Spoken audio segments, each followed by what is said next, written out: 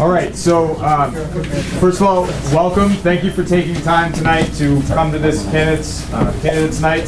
Hubbardston takes its democracy very seriously, so we appreciate coming. We appreciate the volunteerism of the candidates to come and discuss the issues with our great residents. So tonight, the order that we're going to be going in, we'll give the candidates a little time to prepare, and then I'll talk about Hubbardston and then the rules, and then we'll get going. You guys hear me in the back? Bonnie, you're my test. I'm Ryan, by the way. My name is Ryan McClain. I'm the town administrator here in Hubbardston. Claudia approached me in mid-April to host this event, so she's been asking me pretty much every week since then. So I'm here, Claudia. I'm here. Gladly. This is a great event, and I appreciate everyone giving me this opportunity. So we're going to go through the district attorney race, and the register of deeds, clerk of courts, the auditor race, if our candidate shows up, council of the 7th district, representative in the General Court of Massachusetts, senator in the General Court of Massachusetts, and then United States representative for our great Congress. That's the order we're going to go in. Just want to talk a little bit about our town since I have a captive audience here. But first, I want to thank the Council on Aging for putting this together. If you haven't seen the Senior Center, now you have, and it looks great. They've done a great job. Hear nothing but compliments. Just want to give them a round of applause for making this.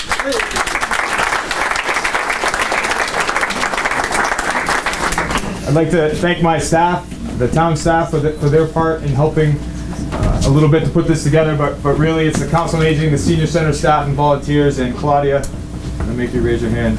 Thank you for putting this together. So Hubbardston's very small, but we got as big of dreams as everybody else. Our current challenges right now, as I see it, is infrastructure. Infrastructure. We're trying to build our town as a place where people want to live, raise their children. We want to keep that small town characteristic, but also bring in business to try and help people with their taxes. We don't have a lot of Chapter 90. No one has a lot of Chapter 90, but that's what we have to invest in our road system, and we have residents who really want our roads to improve. Bridge programs, bridges for a small town like us are very expensive. You're talking $2 million for a bridge. We need help with that. We need help at the state and federal level. We've been getting it. We've been doing our part. We've been investing what we need to invest, but those are important projects to us. Also, STRAP and TIP grants. These are big grants that we get from the state and the federal government. This allows us to repave Gardner Road, as you saw, from the Rutland line here to the center. We have another one coming next year from just past the rec field to Gardner, and then the town center that everybody's waiting for. All of them are ready to go. Designed thanks to an investment by the taxpayers, and we have been advocating our local officials and at the state to get those roads done. It is the future of our town, that stretch of road, in terms of economic development and making sure that we're set for the next 30 years. So send your letters and emails. We need those projects to go through. Revenue challenges. We have an economic development grant, solar farms, and a big budget deficit. Don't have a lot of revenue besides tax money, and don't have a lot of appetite to raise taxes incredibly. So we have revenue challenges. How we survive is to be innovative, to be efficient with our staff, and also to receive help from the federal and state level like all small towns in Massachusetts. And municipal space. So I think this room is beautiful, but the seniors in our town, our public safety officials, and our town office workers, we need more space.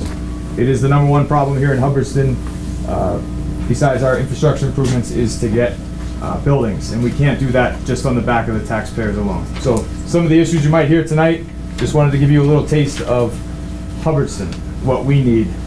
But given those challenges, we still are a great community, heavily invested community in terms of volunteering, in terms of spending the money that is necessary to leverage these grants and to hire the type of staff that we have, which is completely professional and completely dedicated to its residents. So we got a lot of good stuff going for us too, as you can see. A lot of people here to hear you speak. All right, so let's talk about the rules of this night. Each race will be introduced, then each candidate, starting with the incumbent, is going to be given no more than 5 minutes to introduce themselves, and they've been prepped on things they might be willing to talk about. All right, so we'll go the incumbent and then the challenger in most races, depending on who's here. Then after that, the audience will be given a chance to ask questions of that particular race. Okay? So each answer that they're allowed to give will be given to 60 seconds. If someone says something that another person wants to respond to, we're going to allow that response within reason of that going back and forth all night. All right, so all questions from the audience, this is just my instructions for you. They must be framed within the rules of decorum. That's what this town is about civility. We're going to keep it that way. I'm not going to allow unsubstantiated personal attacks or belligerent questions, and I don't expect any. The candidates can refuse to answer if they choose, and the candidates will be held to the same standard. If a candidate does not address how they're going to help the town of Hubbardston with its goals, then I'm going to ask them on behalf of the town, because I'm the moderator and I get to do that. Any questions? Any questions on the format or about the town from the residents? Since we have a captive audience. You're not captive. You can leave whenever you want. Okay. Everyone ready to start? Okay, so first we're going to start with the district attorney race. So the only candidate that RSVP'd for us is Mr. Joseph Early Jr. Proxying him for tonight is his nephew Ryan. Ryan's just going to be given a moment to speak about his uncle in the district attorney race.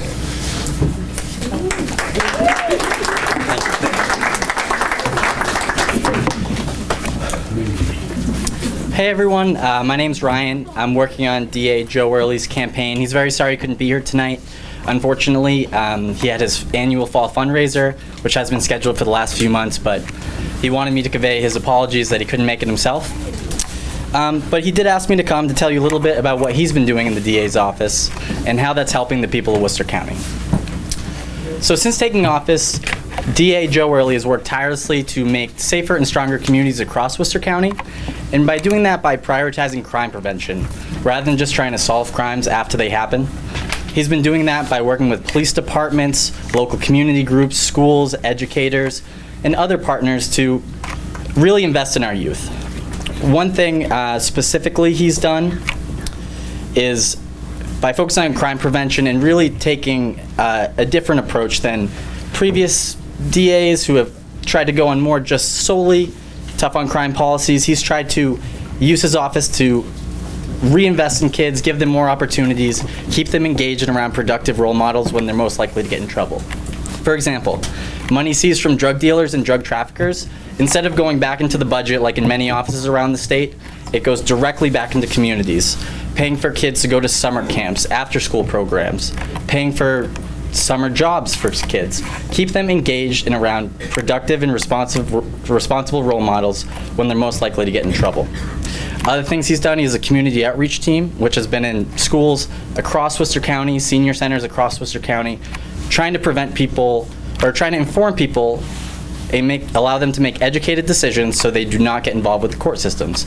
For example, going to schools teaching kids about bullying, safe dating, internet safety, or going to senior centers and talking about how to prevent financial scams, how to protect yourself during those different types of things. And this approach is really working by prioritizing youth and really investing in them. Juvenile delinquency complaints in Worcester County are down by 57%. That's more than 1,000 less people per year going into adulthood with a criminal record, which can often hold you back in so many ways. Joe's also, another priority he's had is trying to protect victims. Some of the proudest accomplishments Joe's had in his office are creating the first nationally accredited child advocacy center here in Worcester County, helping victims and survivors who have been victimized by sexual assault and physical abuse through the system, instead of previous ways when you had to tell your story over and over. He has a trained medical professional interview the person who is the victim and on the other side of a double mirror is everyone else they would need to talk to, a probation officer, the prosecutor, and all the other stakeholders involved to really help people. He's also more than doubled the amount of victim witness advocates. So really people, who are victims of crimes, Joe wants them to know that he's there for them to help them through what can be a very traumatic and complicated system. He's prioritized going after the most dangerous and most serious and violent offenders by creating the first gang unit in Worcester County, creating the first gun unit, and really focusing on impact players who are really causing most of the crime here. And throughout those efforts, we've seen violent crime also decrease across the county. Another thing Joe has done, he's really prioritized trying to fight the opioid epidemic. As he often says, nearly everyone knows someone who's been affected by this crisis, and really, it's one of the biggest societal and public health problems we have today. What he's done is created the Central Mass Opioid Task Force and tried to break down silos between law enforcement, educators, healthcare providers, and those in the recovery community to really try and make community solutions, bring people together. Some of the things they've done, they've created the first diversion to treatment programs. So people who get arrested or get in trouble, which are largely due with substance use issues, they're allowed for the first time in our county's history the option, if they are willing to take treatment, they are allowed to postpone their arraignment and not receive a criminal record. This is steering people towards treatment and trying to help them. At the same time, focusing on getting the most serious drug dealers, drug traffickers, and trying to hold them accountable for those who are profiting off people's suffering. And you know, all these approaches and this holistic approach to crime prevention are really working. Violent crime is down, juvenile delinquency complaints are down throughout the county, and Joe is really excited to keep this up. He wants to ask for your vote to, you know, keep this progress going and try and keep making safer communities for everyone. I want to thank you for listening to me tonight, and I'm happy to take any questions about Joe's office, what the DA's office is doing, and specifically, I know you had asked how you can help Hubbardston. So Joe's office, as I mentioned earlier, through their drug forfeiture program, all money seized from drug dealers and drug traffickers is reinvested back in the community. So if anyone is involved in a school, community program, after-school program, or really anything that helps youth and keep kids involved, it's a very easy process. You can apply on his website directly. I'm happy to show anyone how to get to that link. And really, almost everyone who applies with a good program to help kids and keep them busy and around responsible adults, they end up getting money. It's gone from different things, from fixing fields, paying for uniforms, allowing kids to go to after-school programs, all these different things. And I'm happy to talk to anyone about how this could help your organization or your community. And thank you for taking the time to listen to me.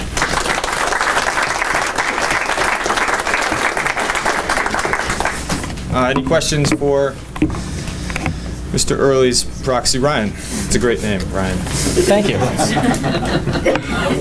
When there's a victim, it's a youth is a victim of assault from other, youth. Okay, how do you find out about it, or how do they find out how to go about getting services from you? So if someone is a victim, how would they find out how they can get services? There's a victim in one of our communities. How do they get in contact with you? I mean, I had a son that was assaulted, and there was nobody there for him. We didn't know how to get in contact with you. So how do you get your information into the community? Is probably the best question. How do you get your services into the community? For specific instances, if you ever reached out to the Worcester County DA's office, like I said, they have more than doubled their amount of victim witness advocates, so there's a very full staff and a lot of resources contributing to try and help those problems. Also, by reporting to police departments, Joe's office and local police departments kind of work together to try and steer people towards those resources. I know they have done different public education forums and things on, how people can reach out, but of course not everyone goes to those events. But if you reach out and just say you had any issue, it's a very victim-friendly office, and they're always willing to talk to anyone and ask about how they can help. And I know they've really increased the resources in that capacity. So as far as how do people find out, they are trying to spread that awareness through police offices and telling them to pass that information on when anything happens. But if there's anything specifically we could help with, I'd be happy to talk to you on how you could reach out. Thank you. Yep. Any other questions? Great, thank you. Thanks.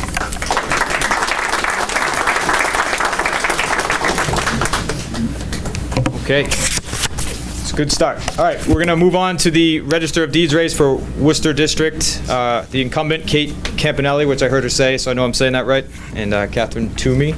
There's no incumbent. I'm sorry? There's no incumbent. I'm sorry, there's no incumbent. I apologize. I'm going to cross off incumbent. Either one of you. All right, so we will start then the first one on my name, which is Kate Campanelli.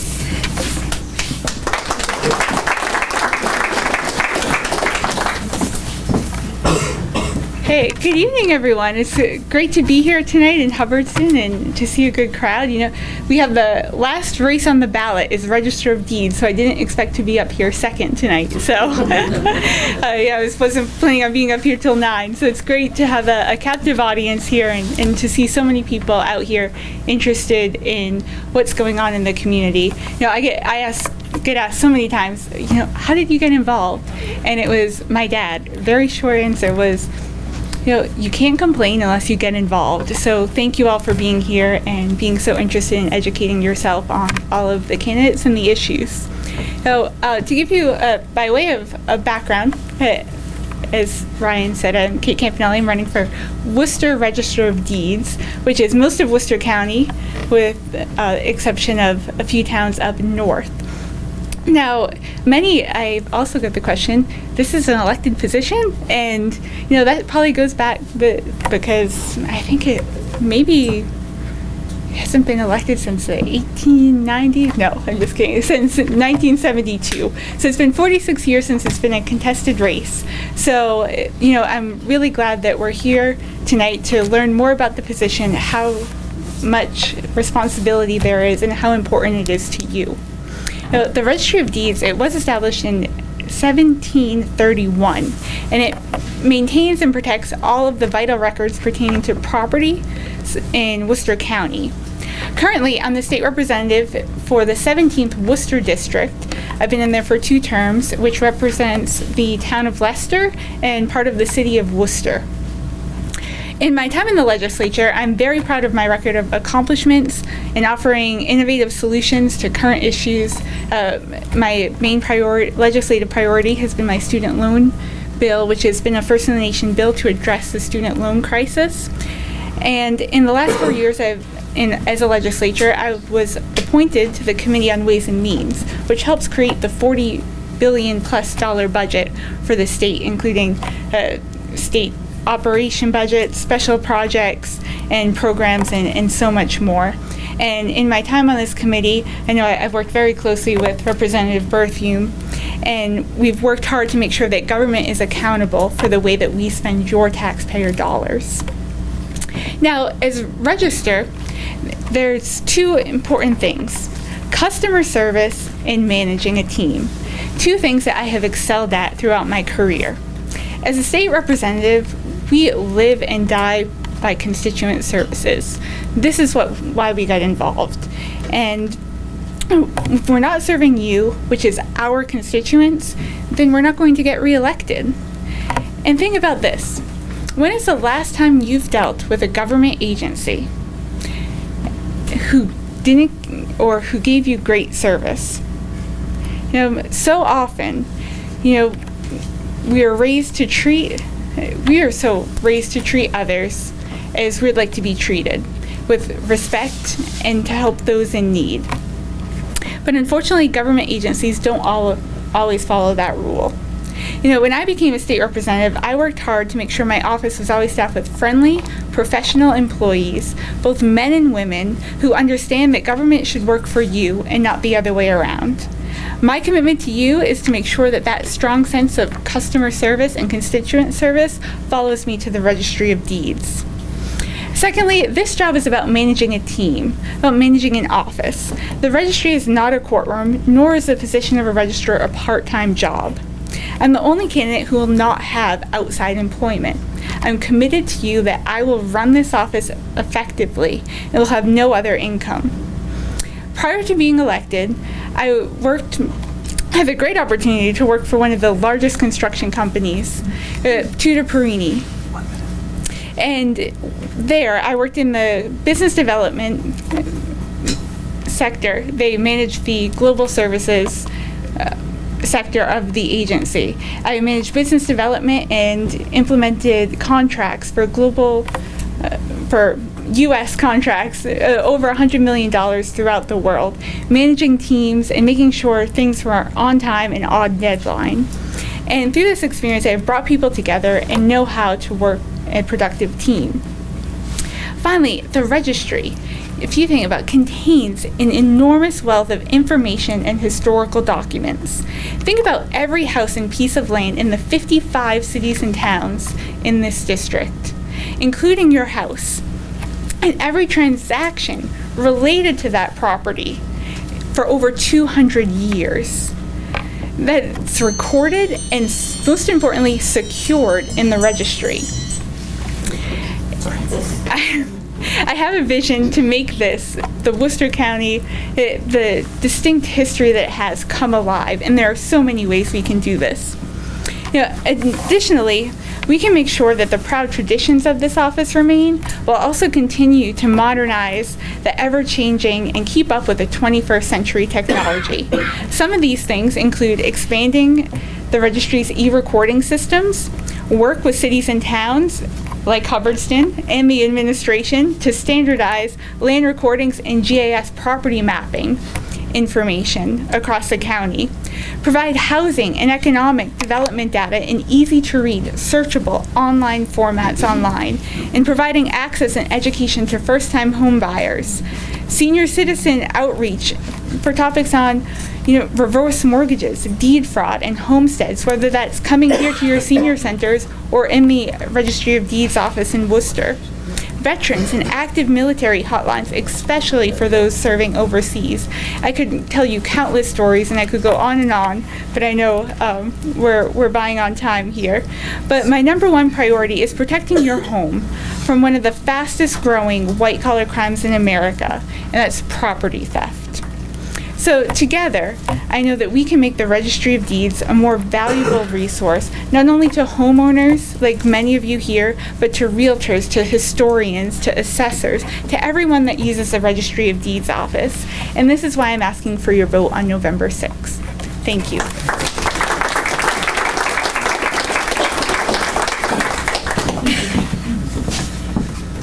So we're gonna have Catherine Toomey come up. That was a couple minutes over. Please don't make me tackle you. So we're gonna give you a couple minutes extra if you need it. Thanks. No worries.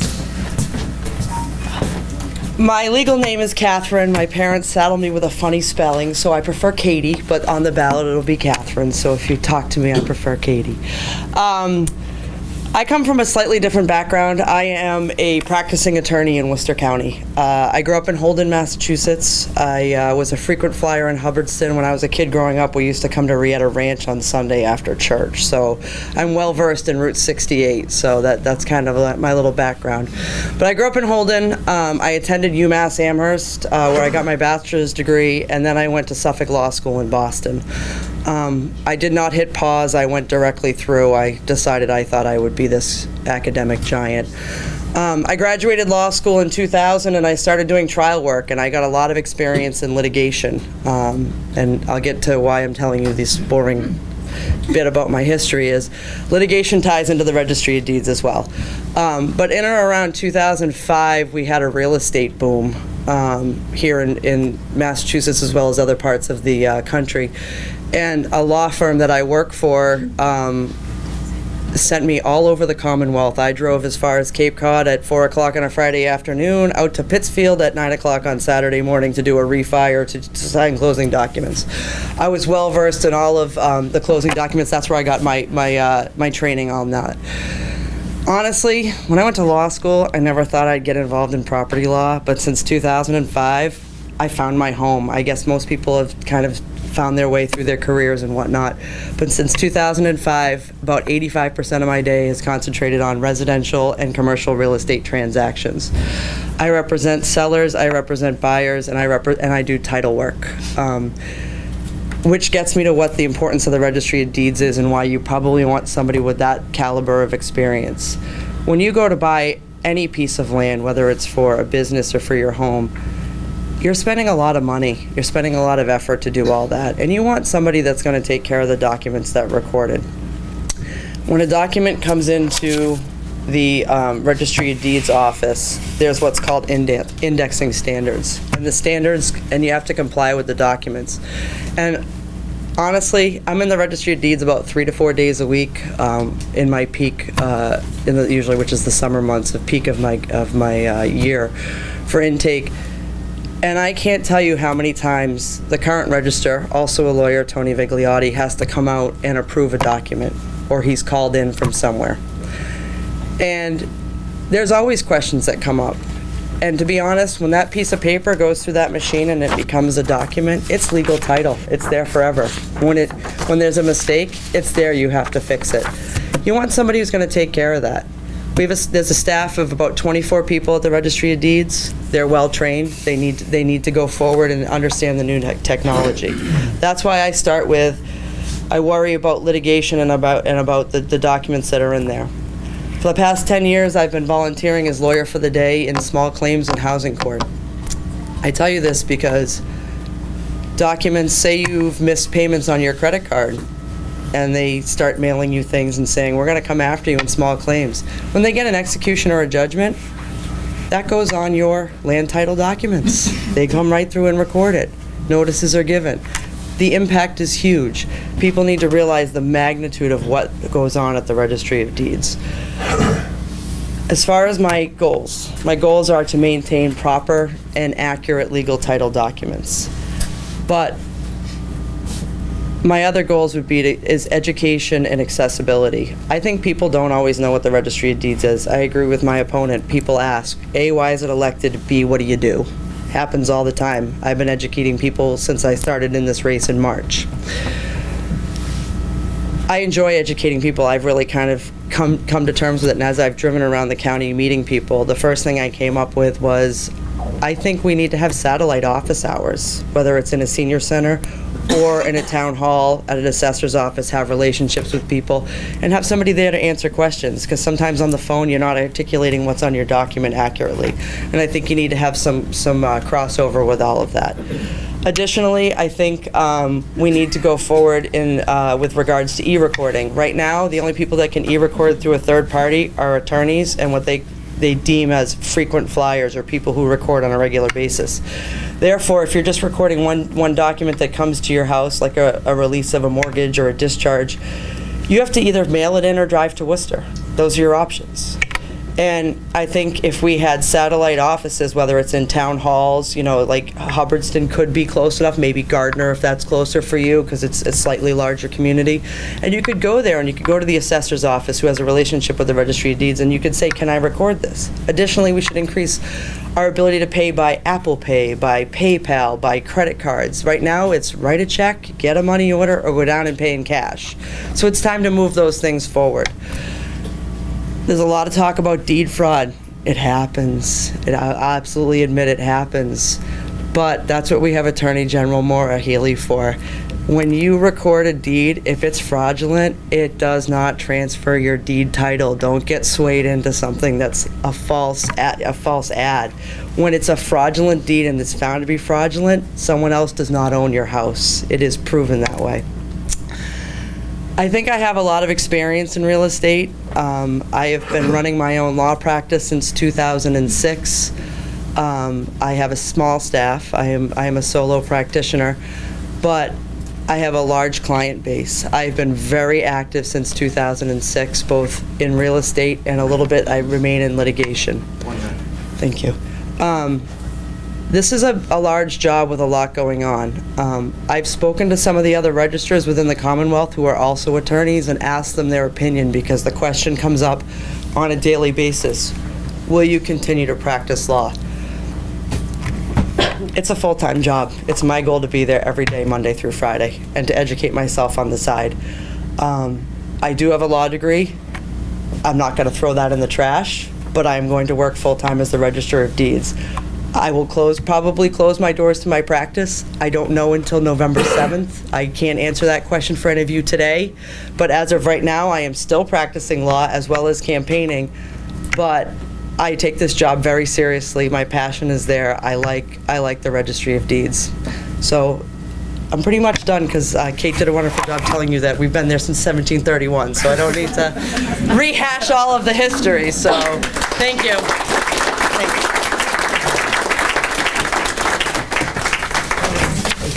All right, I was gonna give a history of it too, so I'm glad I prepped that. Any questions for either of these candidates? Yes, sir.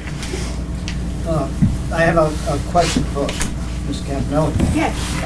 I've been a realtor for 35 years, and I'm also been chairman of the planning board here in Hubbardston for close to 20 years.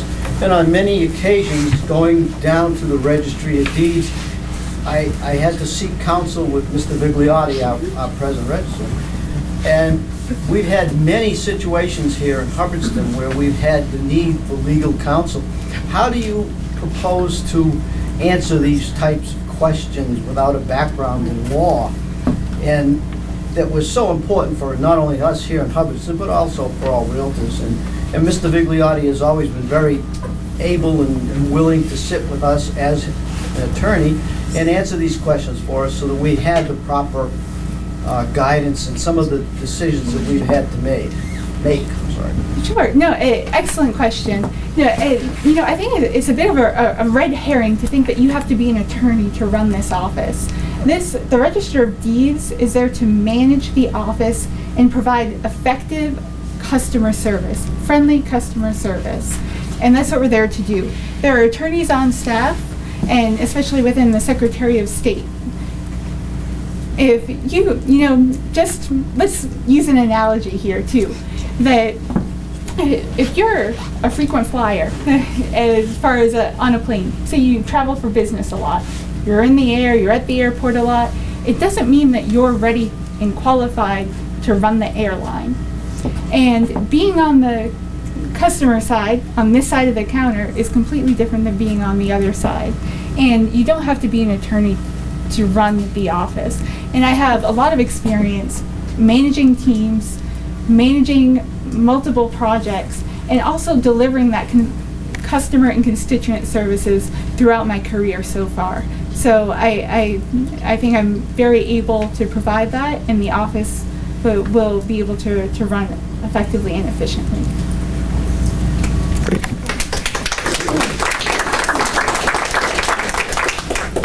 The urge to clap is strong, but I'm a moderator, so I'm neutral. Any more questions? Okay, great. I know Mr. Ritchie. He's the master of putting the question at the end. So just reminding the audience, there needs to be a question, or I'm going to stop you and say, is there a question? Okay, so that we're not just making statements. But Vin's great at it, so I knew he was coming around to one at the end. So our next race is going to be for the Clerk of Courts for Worcester County. There is an incumbent here, right? Yes. Yes. I messed it up the last time. So the incumbent, Dennis McManus, will go first, and I'm going to give you a 1-minute warning. Sure. As nicely as I can. Okay. Thank you, Dennis McManus. I'm the Worcester County Clerk of Courts running for re-election. And Kay Campanelli said something in her remarks. She said, what government agency gives you great service? My office does. I'll come back to that. But I just want to let you know, Clerk of Courts, what does it do? What type of cases do we handle? I'm the clerk for Superior Court, all Worcester County, the 60 citizen towns in Worcester County. What cases do we handle in Superior Court? On the criminal side, we hear the cases I like to say you read in the newspaper. The more serious cases, the murders, the armed robberies, the drug trafficking. We're not dealing with traffic tickets or shoplifting. On the civil side, it's medical malpractice, serious injuries, business disputes, anything over $25,000 in damages. We're hearing those type of cases as well. We get about 4,600 cases a year, so every January we're getting 4,600 cases. Next January we're getting 4,600 cases. We have 7 courtrooms in Worcester County to handle all these cases. We try to get people in and out. Our motto is we're going to hear these serious cases with dignity and qualified experience. Qualified experience, what do I mean by that? The last 3 hires I made as assistant clerks were 3 strong women with over 60 years of legal experience. We can get the answers to the questions. Your question about the Registry of Deeds, that's how it happens in Superior Court as well. People come all the time, lawyers, who are not frequent flyers in Superior Court. They might do real estate law, they might do district court law, they might do probate law, but they have a couple cases in Superior Court. They don't know the answers to these questions. How do I file this? How do I get this attachment? They come to me. What's my background? I'm an attorney. I was a former assistant district attorney in Worcester County prosecuting criminal cases. I went to UMass Amherst for college, Suffolk University for law school. I then was an assistant district attorney, started my own law practice. I practiced in Superior Court. So before getting elected to this position, I had real world experience in that office. Some things we've done. besides give great customer service. And why do I say my office gives great customer service? If you ask any lawyer who practices there, they will tell you that. But also Mass Lawyers Weekly, which is a trade publication for lawyers, has given our office an A rating. Not D, not C, not B, but they gave us an A rating for customer service. We've also, we're modernized all the technology. We e-file, we scan. Lawyers from their office can just, upload files to us, new cases. So not only do we give the good personal customer service, but we also have all the technology available to them. I'll take any questions. I'll let my opponent talk and answer any questions you have. Thank you.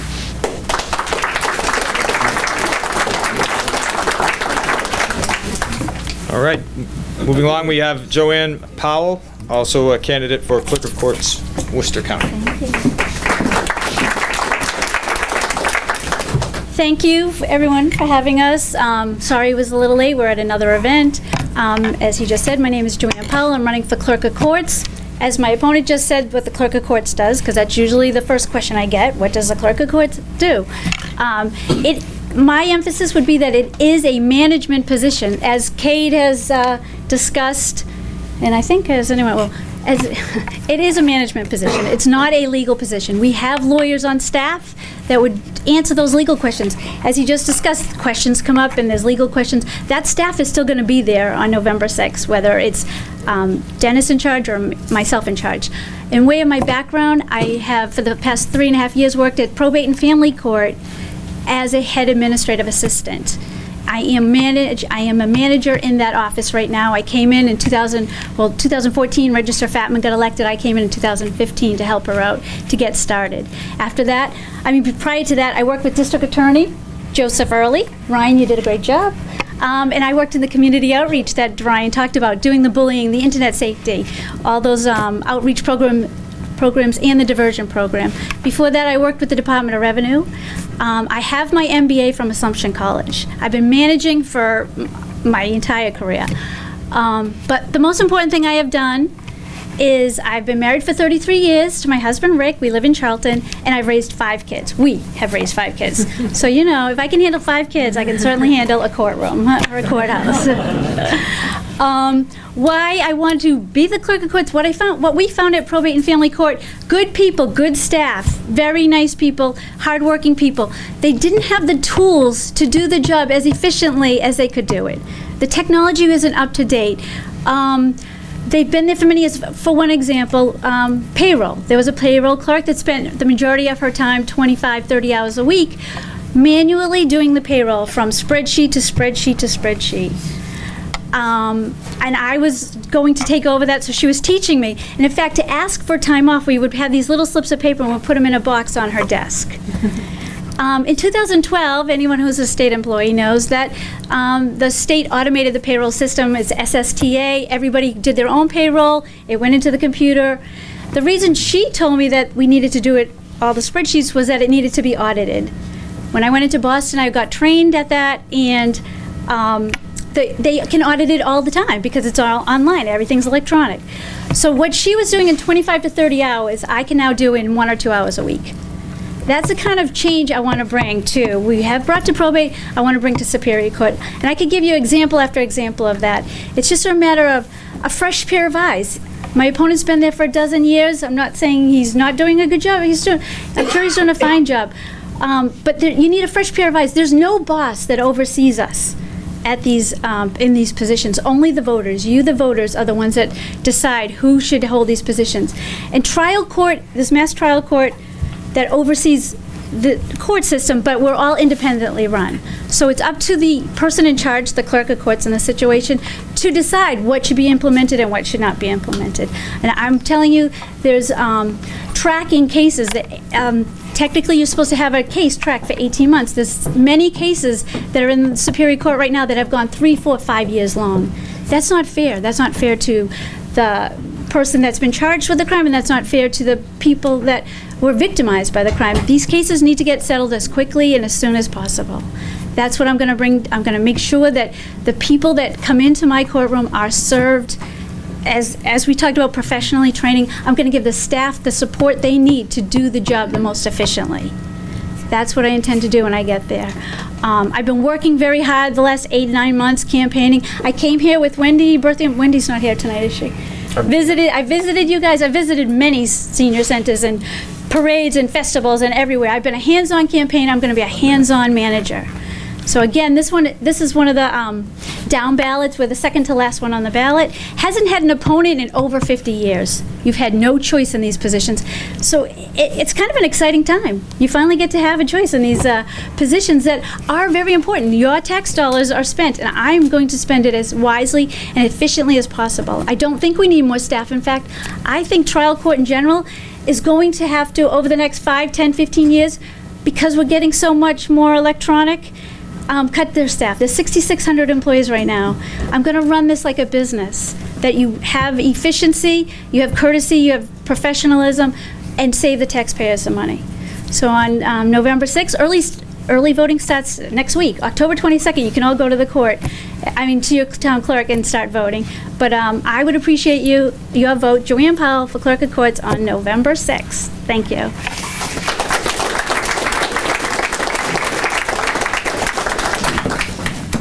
So the race is Clerk of Courts for Worcester County. We have Dennis McManus, the incumbent, and Joanne Powell. Any questions for this race? Okay, great, thank you. Any candidates here for auditor? All right, well, I married an auditor. You better vote, they're very scary. No one's here? Okay, go vote for one of them. Anyone, we have candidates here for Councilor of the 7th District, so we're going to start with the incumbent, Jenny Casey. Jenny Casey. Thank you very much. Look, you might not agree with the candidates on the positions, whether they're on the left or the right, but we all can agree that the Red Sox are going to win tonight, right? Right? Yeah. See, that's bipartisanship. My name is Jen Casey. I am your governor's counselor from the 7th District. And the 7th District consists of 65 cities and towns. I've got 5 counties in my district. If you could imagine a map in your head, my district runs from Athol over to Townsend and Ashby, which is Middlesex, down to Bellingham, which is Norfolk, and over to Ware, Warren, and Palmer, which is Hampden and Hampshire, in Worcester County. So that's my district. And lucky for the congressman, my district is even bigger than your district, or unlucky for me, I guess. So I've gone around my district since I was first elected in 2010 and talked about the Governor's Council. I stand before you as someone who believes that the Governor's Council is one of the most important positions that you will vote for in November. And I'll tell you why. Because there are 8 members who sit on the council, and we are the final approval of every lifetime appointed judge here in the Commonwealth of Massachusetts. Whether it's the district court, whether it's the judges who sit in Superior Court, the appeals courts, the probate courts, housing, Supreme Court of this state. Nobody becomes a judge without the final approval of the Governor's Council. And when you think about that, who among us, and I have great respect for all the folks in this room, got some great candidates, the governor, the President of the United States, your congressman, your U.S. Senator, who among us in our system of government can take away your home, can take away your kids, can attach your wages, and even take away your freedom with one decision, a single decision? Nobody except the lifetime appointed judges here in the Commonwealth of Massachusetts. And that's why it's really important that we get the right people on the bench, because you can have people on the bench for 10, 20, and in some instances even 30 years, because the mandatory retirement age is 70. Who is Jen Casey? Well, Jen Casey is a small town girl who grew up in Oxford, Massachusetts, who still lives there to this day with her husband Burke and her little daughter Sydney, who I think can still recognize me, even though I've been out every night for the last 9 months, and who stays up till mommy gets home. And I got a call today that she actually fell asleep in school, so I made sure that my husband is going to put her to bed early tonight. I went to Oxford Public Schools. I was the first female athlete to get a full athletic scholarship to Assumption College in, can you guess what sport? Basketball. All right, you're going to get a nail file later. And from Assumption College, I went to law school at New England School of Law in Boston. And I'll tell you, I almost ran for Governor's Council when I first graduated from law school back in 1998. I wrote my law thesis about passing a victims' rights amendment to to the United States Constitution. And I know we received a question tonight from a person whose family was victimized to violent crime. The amendment would have changed the U.S. Constitution to provide all victims of crime the same rights that criminal defendants have, and we've heard about those, right? The right to a speedy trial, the right to remain silent. And this was an amendment that was sponsored by Dianne Feinstein, right, not a particularly conservative gal, and John Kyle from Arizona, pretty conservative Republican. And they sponsored this legislation, and in researching it, in writing my law thesis about it, which was actually published in the New England Journal of Civil and Criminal Confinement, both in the United States and in Europe, I just became so invested, emotionally invested, in learning about the criminal justice system and the impact that it has on victims, particularly of violent crime. And after writing that thesis, I was a 23, 24-year-old kid. I wanted to get involved in government. So what do? Of course, you run for selectman, right? Do we have any selectmen here in the house this evening? So I ran for selectman as a 23-year-old kid, got elected, the youngest female in the Commonwealth at the time to get elected to that position. Spent 10 years there. And I loved those 10 years, and my focus at that time was about public safety, and public safety, and accountability to taxpayers in my role as an elected official. And when I decided to run for governor's council, my issues didn't change a lot. My values of why I'm in public office, it's not something that I dreamt up when I was drafting up a political push card to run for re-election in 2018. This is part of my fabric for the last 20 years, is my entire professional life. And so when I decided to run for governor's council, I did it because I was tired of picking up the newspaper and reading about people like Dominic Sinelli and people like the man who shot and killed Officer Tarantino on that street in Auburn at about 9 o'clock a few years ago, 9 p.m. And Officer Gannon, who was gunned down with a man with a 5, 6, 7-page rap sheet. And Sergeant Chestnut, and innocent people getting hurt by career criminals where judges were letting them out, not setting bail, not holding them. I got tired of it. And I said, you know what, I'm going to do something about this. So I ran for governor's council in a race I wasn't supposed to win. And I now know it wasn't in Superior Court. The judges' lobby and the district court all had bets against me. I guess I was a 7-1. I wasn't supposed to win. It was a pretty long shot. And the judge who thought I was going to win, I still see to this day. And he always reminds me of that. But we won. I won 65 of 62 cities and towns. And I'll tell you why. Because my message is about public safety and victims' rights. And when we vet judicial nominees, we meet every Wednesday and we conduct judicial confirmation hearings. I drill down and I ask tough questions based on my 20 years as a lawyer in both civil and criminal law and as a special prosecutor in Joe Early's office now, which I've been doing for 10 years. Tough questions about judicial accountability. We don't want people on the bench who want to legislate from the bench. That's dangerous for everyone, whether you're a Democrat or Republican. It's just dangerous to the health of our democratic fabric.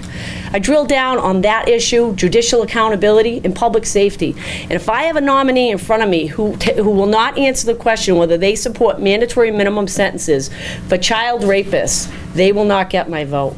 If I have a nominee in front of me who will not respect all amendments to our Constitution and honor our constitutional rights, they will not get my vote. That's what I do every Wednesday. That's what I've done. I've been a champion for public safety and victims' rights. That's been my record up on Beacon Hill. And I'll tell you, as I stand here, one of the proudest votes I've taken as a member of the Governor's Council was to be a tiebreaker, because there are 8 of us. We can have a tie, and in the instance of a tie, the governor has to come in, preside over our assembly, and the lieutenant governor actually becomes a voting member of the council. And the Governor's Council has been around since 1780. So in one particular instance, after Dominic Sinelli shot and killed Jack McGuire in 2010, a few days after Christmas, Governor Patrick, to his credit, fired the members of the parole board. And in vetting the 5 new members of the parole board, I had the opportunity to vote to put a victims' rights advocate on the Massachusetts parole board. That was a 5-4 vote. And I will tell you that I was a tie-breaking vote to put her on the parole board, and she's still there. I'm very, very proud of that vote. And I'll tell you this, I'll tell you this one last thing. I'm the first woman since 1780 to hold the 7th District Governor's Council seat. So, ladies, I think it's about time. And, I'm proud of that fact. and I'm proud of my record. So I appreciate you all having us here this evening, and thank you for making some great food. I want to try a deviled egg, see if it's better than my mom's. Thank you.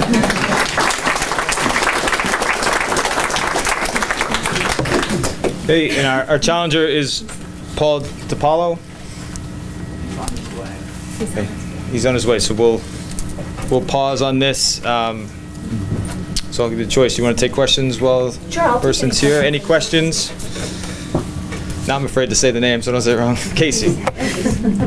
I've been Jen called Casey. Any questions? Great, thank you. Thank you very much. Okay, moving on. Our next race tonight is representative in the Massachusetts General Court. We're going to start with the incumbent, Donnie Berthy. My name's a lot harder than hers, and you did a pretty good job with it. Hello, everyone. My name's Donnie Berthy. I've had the pleasure. First of all, thank you, Claudia. If any of you don't know Claudia and the job she and the seniors do in this place, it's absolutely amazing. And if I don't come by here for a couple weeks, I'll get a phone call saying, "Where are you?" For the advocacy you do for these people here, thank you very much. I've been the state representative here for the past 4 years. Since 2014, I got elected when Ann moved up to the Senate. Just a little background, I grew up in Spencer, Mass., lived there my whole life except for 6 years in the military. After I came back from the military, started a construction company. Was always kind of interested in politics and ran for selectman. Actually, I was a selectman in the early 90s, in my 20s. I did a term, and then I came back in 2008. And in 2014, I gave up my seat to run for rep, as I said, when Ann moved up. And here I am today. Some of the committees I'm on House Ways and Means Committee. I'm on Environment, Natural Resources, and Agriculture with Ann. And I'm also on Veterans. Let's see. So some of the things we can do for Hubbardston. So how about the increases in local aid we've had, the Chapter 70 increases this year, and that's one of the main reasons why I got into this, because as a selectman, this stuff touches the town very closely, and it affects every dollar. When you're talking about a small budget, affects towns very closely. So I originally wanted to get into this for the local aid. So when you get in, I first get in, and after a few weeks, you have to go have your meeting with the Ways and Means chair. I had never done that before, and it was Representative Brian Dempsey at the time, and I went in, and he has a pad and his staff there, and he said, "All right, what do you need?" I said, "More local aid." He goes, "No, what do you need? What do you want?" I said, "More local aid." He goes, "That's it?" I said, "More local aid. We need more local aid." He goes, "I've never had this happen before." He goes, "You don't have a list?" I'm like, "Not this time. I just want more local aid." So that's the basis of why I ran. The opioid crisis affects Hubbardston, affects all our towns. We've done a lot in the past few years as far as prescription programs, the amount of prescription you can buy, the tightening of the prescription reporting program, penalties for people that deal in prescriptions. The DA, if you want a good book, Joe Early had a seminar with Sam Quinones, who wrote this book called Dreamland. It's one of the best books that you will ever read on this topic. It talked about the prescription companies and the lies that this stuff wasn't addictive, and it talked about the heroin coming through Mexico. So if you ever get a chance, read that book. A lot of what we do is based on some of the things to solve these problems. Locally, Hubbardston, I can tell you how I do this job is I like to build relationships. I like to visit all the time. I like to visit senior centers, police departments. I visit Ryan once in a while, see if he needs anything. He says more local aid, because that's what the town administrator does. When I first got on, one of the first things I did, I was coming home one day and I stopped at District 3 in Worcester, the DOT office, just to meet the head guy, who was Jonathan Gulliver at the time, who is now the highway administrator for the whole state. Got to meet him, and a few months later, Anita Shipers, who used to be the town administrator, called me in a panic because the Healdville Road Bridge here in Hubbardston had been closed for a while. Asked if there's anything we could do. She had put away $200,000 in Chapter 90 money, but the quotes came back at $300,000. So we organized a meeting with Jonathan Gulliver in his office, and Anita came, and DOT agreed to do that bridge and all the labor. As long as the town bought the bridge, they got it done for $50,000. So that's how I like to do it. I like the personal service thing. I like to be available when people call. When people send me emails about issues, I'd rather go to their house and talk to them. So I really enjoy this job. And I guess I'll let Gene go, and then we'll answer questions.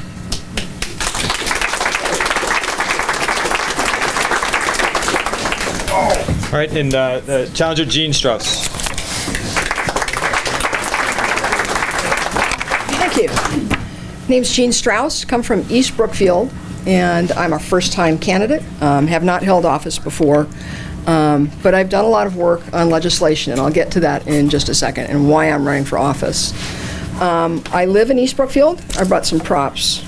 This is my husband and our dogs, so, because most people don't know me, and this is my granddaughter, Stella, my pride and joy. When I was growing up, I was adopted, and my father died when I was 9, and when I was 11 years old, my brother, I have an older brother who was also an adoptee, was diagnosed with violent schizophrenia. And he was being held on a 72-hour paper at a facility, and he broke out with another guy, and they broke into our home and tied my mother and I up, cotton clothesline behind our backs, leaned us up against the fireplace. And at the time I was about 15 and a half years old. And he brought out a butcher knife and held it under my throat. So I know what it's like to be the victim of a violent crime. My mother talked him down and ultimately talked him into taking some money out of the house, and they took off into the hills. And the strongest memory I have of that night is my mother burning the cotton clothesline off of her hands on an electric stove burner. We went to a neighbor's house, and after that, I never went back into my home without a police officer with me.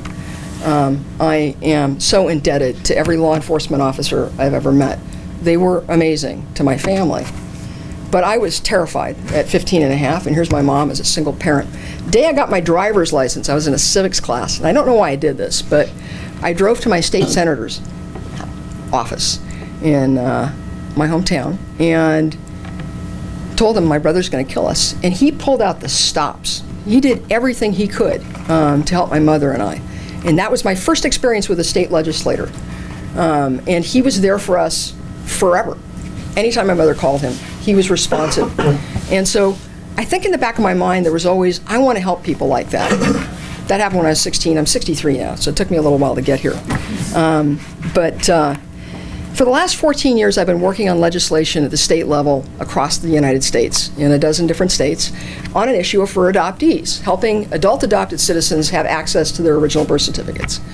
And I found a way, I was really comfortable and excited by how I would communicate the issue.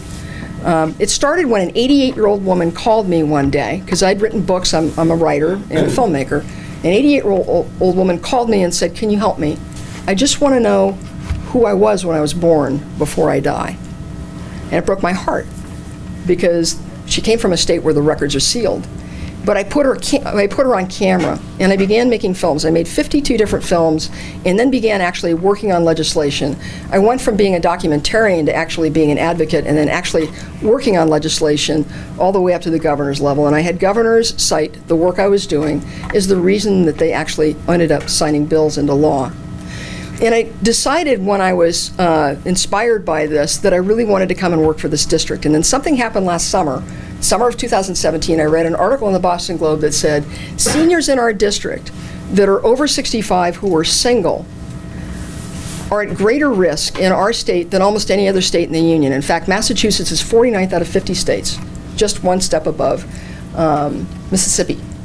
And I thought, this is crazy. We need to try and figure out what's going on. In the course of running this campaign, I've knocked on, by this weekend, 8,400 doors in this district, trying to meet as many people as I can to be able to talk to them about their situations. And I've stood on a lot of porches and seen a lot of senior citizens who are really at risk. They're not here at the senior centers. They are lonely, frightened, and really living on the edge. And I want to do whatever I can to help them. Hubbardston is an amazing town. And I was privileged to have a young person in Hubbardston lead me around the town and introduce me to people, introduce me to Claudia. And when I was talking to her and another young man, I was like, what's the biggest issue that you face here in Hubbardston? What's the biggest thing that you're concerned about? Not here in Hubbardston. What's the biggest concern you have? It was the opioid crisis. Both of these people were in their very early 20s, and both of them had lost 4 friends to it. I view it as one of the biggest crises that our state's facing. And even though we're doing a lot of things well, I think the number one thing we should be focusing on going forward is prevention. And prevention comes down to the last thing I'm going to talk about, schools. Because Chapter 70 is something that needs to be revised. People have been working on trying to revise it for years. If we can fix the school funding problem and ever get the state to give us more, and you've done a ton, to raise the amount that we are getting from the state, but they're supposed to be giving us 100% reimbursement for our regional schools, and they're not doing it. And I think you've got them up to 85% or something this year. If we can begin to have the state pay attention to the difficulties that we struggle with in rural towns, we're going to be going a step in the right direction, because the unfunded mandates that they give us in Chapter 70, it not only hurts our schools, it hurts our towns. And so when we look at Hubbardston, I'm almost done. When we look at Hubbardston and what Hubbardston needs, they need resources and stuff.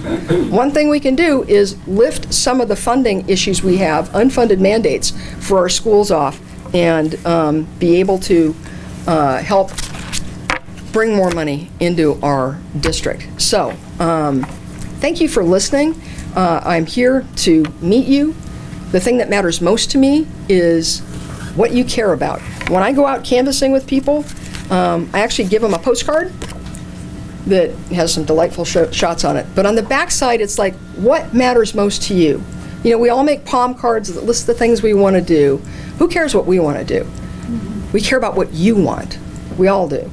And you can even check off down there that if you don't want me to contact you again, I won't. But I hope you might consider me this next week, and thank you very much for your time.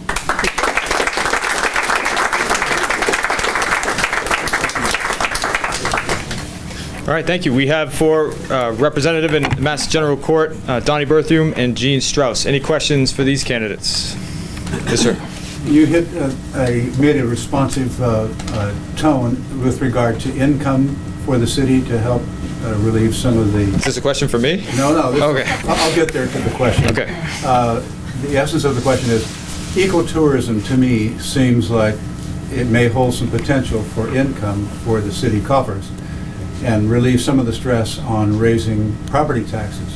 But I would like to ask both of the candidates, what are their views on ecotourism as a potential income source for the city? Okay. We'll start with the same order. So, Johnny, if you want to answer that. Yeah, certainly. Again, I was here the other day, and they were having a tour of the Indian Caves down the street, so everybody met here in the rain to head down there. Certainly a great idea, and any way you can bring tourism to town. There's currently environmental bond bill with some money in there that could maybe be used for things like that. Tourism's a good thing. It brings local dollars, and how am I trying to say this? The advertisement, if you can get money to advertise your local, like the Quabbin Reservoir. Everybody goes to the Quabbin Reservoir, and everybody knows about the Quabbin Reservoir. But I think the key is advertising, so more advertising and through the town, even through grants or monies, will definitely bring ecotourism. Okay, real briefly. I think that's a great question. Agritourism, ecotourism, historical tourism, this is kind of the future, I think, of our area. How do we build up and create almost a new source of economy? And I think that the way to do that is to build on the natural resources that we have. Let's remember that tourism is the 4th largest business in this state, and Boston is not that far away from us. Why should people go to the Berkshires? They should be coming here. Imagine if we had a Tanglewood-style tent or shed out in this area, and every summer we had the American Music Festival here. If we build it, they will come. Businesses like the Stone Cow up in Barrie are proving that. People are coming from all over the place to come there. I'm excited by it. I think we should do whatever we can to promote businesses that are coming in, particularly if they're from within rather than from without. And I think the more we can build up our economy in here, we'll have control over it from within the district, rather than having other people begin to encroach on what is our hometowns.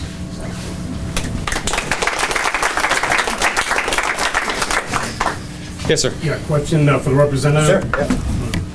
So a lot of people in this district are struggling to make ends meet, and you, Representative, voted against the grand bargaining bill, which would have increased the minimum wage over the next Yes, 5 sir. years to $15 an hour. And my question is, why did you vote against it? Okay, so a few reasons. First of all, the businesses weren't too happy about that. So, and a lot of people sent me emails on this. One of the main issues was, I do what I do. I do homework. So I looked at Seattle. It's not working out great in Seattle. There's 10% less people unemployed, and there's a certain few that are getting more dollars.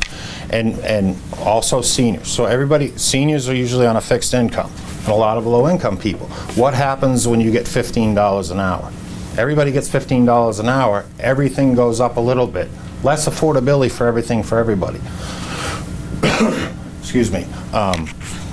Prices creep up even a little bit. I mean, some seniors on a fixed income can't afford $30 a month extra for a certain thing. So prices increase over time, and you have to, so in this position, I got a lot of emails, a lot from EMTs, which this surprised me. So the starting pay for an EMT is $16 to $17 an hour. So their question to me is their salary going to go up?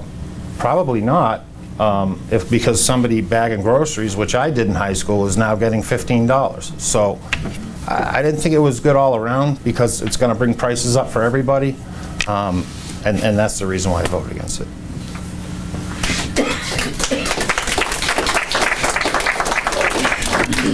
Great. Yes, question. I'd like to ask Mr. Richmond. Donnie? The Senate did a lot of work to fix the regional transportation and the foundation budget. And in the final days of the summer session, the House didn't follow through. Okay, so I'd like to know what we got a you're good going question. to do for the towns in Quabbin, in Narragansett, in this community, to raise the equal money to be brought out here for you. So I can tell you, so the House had a bill, the Senate had a bill, and they had a conference committee. So what happens if we did an environmental bond bill? So the House had one, the Senate had one. When they don't match exactly, comma for comma, period for period, the two chambers can either agree, or you have a conference committee. So I was lucky enough to sit on a conference committee with Ann for the environmental bond bill. It was great. It's a great experience. Same thing happened with the Chapter 70, and the conferees, the 6 people in that room, couldn't come to an agreement before the end of session. I will tell you that every education funding increase that has come through, I have co-sponsored or voted for. Like I said, that's why I got into this, for local aid and education. Every single one I have voted for in my 4 years. Yes, sir. Yep. I'm moderating it. I get a lot of questions. Is there anything, a graduated tax decrease? Graduated that, I'm not sure I understand the question. I'm just, as a person gets older in our society, is there anything that says that they pay less taxes over time as their age goes up? No. So what we did this year, the House passed this. We had a senior citizen tax deferment. So what that would say is, if you're getting older, you want to stay in your house, you could defer your tax payments until such time as you either move or passed on, and you would pay that. It didn't get through. I think it came out of House Ways and Means, came out of there, and it never made it through the Senate. But I mean, certainly something like that as you get older. And I agree.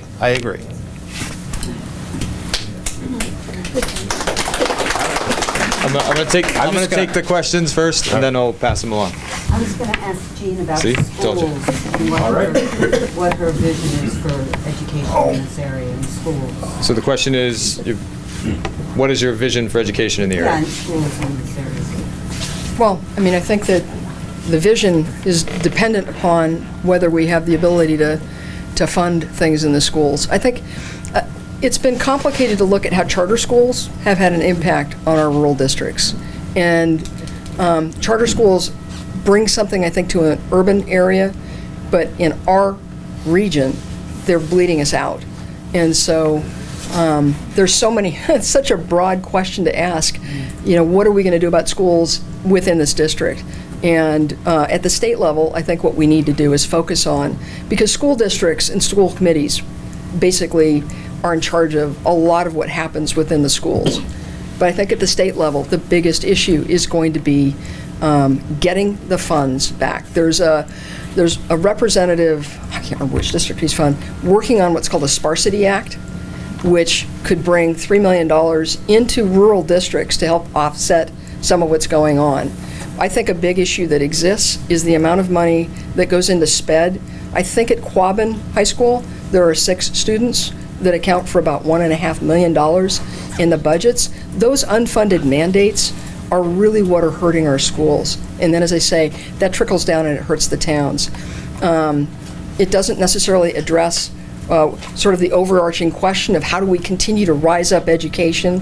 I think it's fascinating. Our towns, we spend a lot of money on our schools in the towns, not just Hubbardston, but all of our towns, but nobody seems happy. Nobody seems happy, and it's like, I'm very interested in doing a deep dive into studying why that is. What's going on? No constituents seem to be happy, and we're spending so much money on it. So get more money, as everybody's saying, but also try and understand culturally what's going on. All right. Thank you. Okay, we're gonna take a couple more. Question for our state legislators. We have a great natural resource in this whole area. It's called water. And we get payments in lieu of taxes, but it comes nowhere near. How about having a bill passed that would reimburse in a fair way all these cities and towns that are having such great problems tax-wise, all of them, and paying us, because Boston and the surrounding towns have no way of existing without our water. And we're just giving it away, really. They can say we're getting a couple $100,000 for taxes. If it was oil, which is, water is even more important, we should be getting something back for that. Every single school district in this area is having problems. Why not, instead of a payment, we should still get the payment in lieu of taxes, but a bill that reimburses the city and town, we can give to the schools, and we can solve that problem. It's a natural resource, and it's pumped out of this area by the millions of gallons. Mm-hmm. And Boston couldn't exist unless they had our water.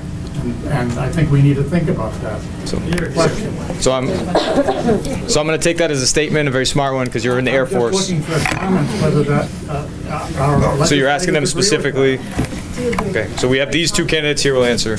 We also have a state senator later on. That's the next race. I agree. John, I'm ready. So we have, and this has been brought up to me before, interestingly enough, and I don't know if in the past, I mean, maybe Ann could say before my time, something was tried, but I can tell you there's no appetite with the people out there in Boston. But what we were trying to do, me and a couple of legislators, and Susie Whips out of Athol, we were going to do this year, we were going to do a Quabbin tour. So we were going to invite all our fellow legislators to come out and actually see where their waters come from. Zero participation. So I think that's a great idea, and I think it's something maybe we should bring up. I think it is. It's a fascinating idea. I agree with you so much that the greatest resource we have is water, and it's going to become a bigger and bigger commodity as we go forward. Protecting it is important. I love the idea of being reimbursed for it. As Donnie said, I think you'd be hard-pressed to get people in Boston to go for that, but that would be, I just think that I also feel that our control of that resource, hiking trails and stuff, people aren't allowed to mountain bike on the hiking trails because a chip of paint might come off and get into the water supply. I'd also like to see us be able to have a little bit more common sense control of our own resources in the area. But this is the kind of thing where I need to study it to really be able to answer your question, whether or not such natural resources are seen as a part of the region or as sort of an overarching property of the state. But it's a great idea. It's a great idea. All right, thank you. So we're going to take this question. Thank you. So my question is for both of you. All these issues that come up nationally or here, doesn't matter what they are. If we don't have air and we don't have water, it has to be clean. So I want to know what each of you, and everybody should think about this, what are you going to do about protecting that? An alternative energy source. Sure. I'm tired of using oil. It's dirty. I have Why are oil we using and oil? expensive. Yeah, it's ridiculous. I can tell you, we just passed an environmental bond bill with a lot of grant money and billions worth of climate change stuff. And like I said, I'm lucky enough to sit on that committee with Ann, and if you haven't seen it, I have the details here. I can show you after of all the different areas in that's going to be addressed. So if you haven't seen it, I think it'd be. Yeah, real quick, because I know you've got other candidates you want to get to here, but just, I think that we're on the edge of a precipice with global warming. If you don't believe in it, I do. And I think that everything that we can do, and the state is trying to do, I love the bill that they had in the Senate this year, and it just seemed to kind of fall apart. But I've seen people make what I thought were really important strides forward in terms of protecting the environment and, worrying about oil. Trying to, we've got a big issue with solar farms, by the way, that I don't want to delve into real deeply, but it's a real interesting issue where I think all of us want to see renewable energy become 100% by 2050, but there's got to be an appetite for putting solar up in this area. And I understand that's a deep dive we could do at another time, but a very interesting issue that I want to talk to constituents about. Are there places that are already pre-paved where we could put those solar farms and not have our regular farms, our beautiful farmland, going to solar? But how do we accommodate the families that own those farms? So, but in terms of oil, yeah, I drive a Prius, so. All right, thank you. These questions have been great. We're gonna move on to the next race, and if there's time at the end, we'll go for additional questions in this one. So the next race we see candidates from is Senator, Massachusetts General Court. The incumbent is Ann Goby.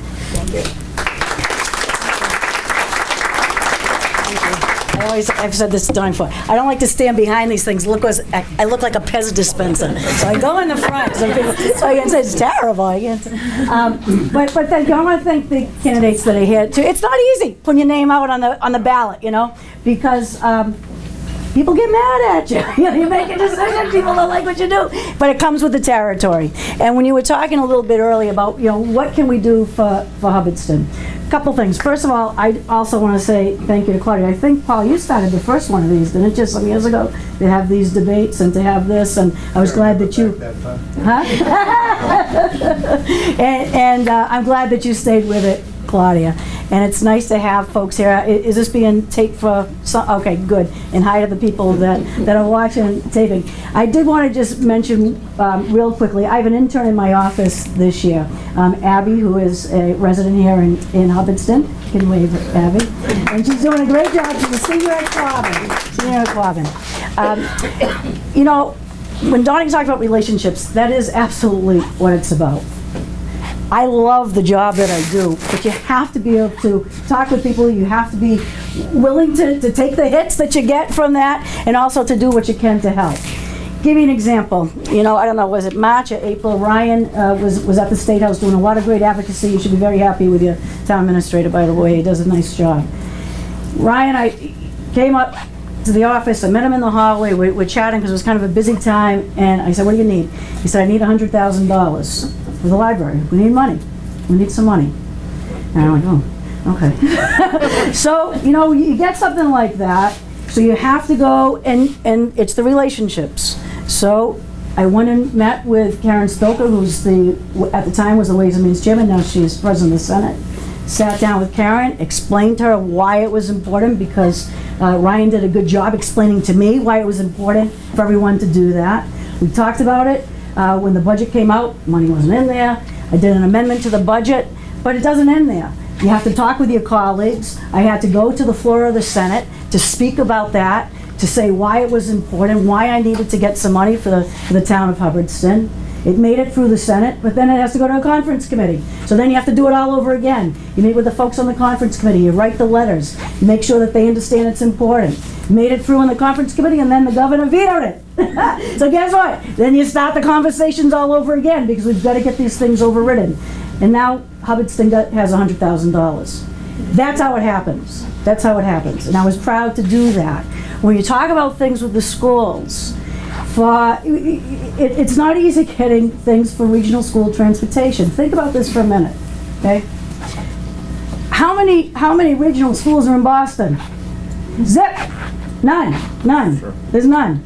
And on the eastern part of the state, the regional schools that are there, the Concord Carlisles, do you think the Concord Carlisles are suffering like the Quabbins are? No way. No way. So on the eastern side of the state, they don't get the idea about regional school transportation. They don't understand why it's important. The other thing that's important, it was a promise. Back in the early 1960s, when the schools were told if you regionalize, you're going to get, the carrot at the end of the stick was, you'll get 100% regional school transportation reimbursement, 100%. But they added 3 little words to that. Now, when I got married a few years ago, I thought the 3 most important words were "I love you." In the Senate, in the House, it's subject to appropriation. Those become the 3 most important words.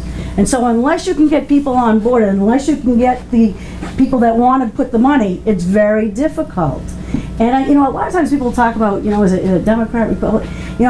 In this Senate district, there are 9 representatives part of the Senate district. 6 of the 9 are Republicans. You have to work together.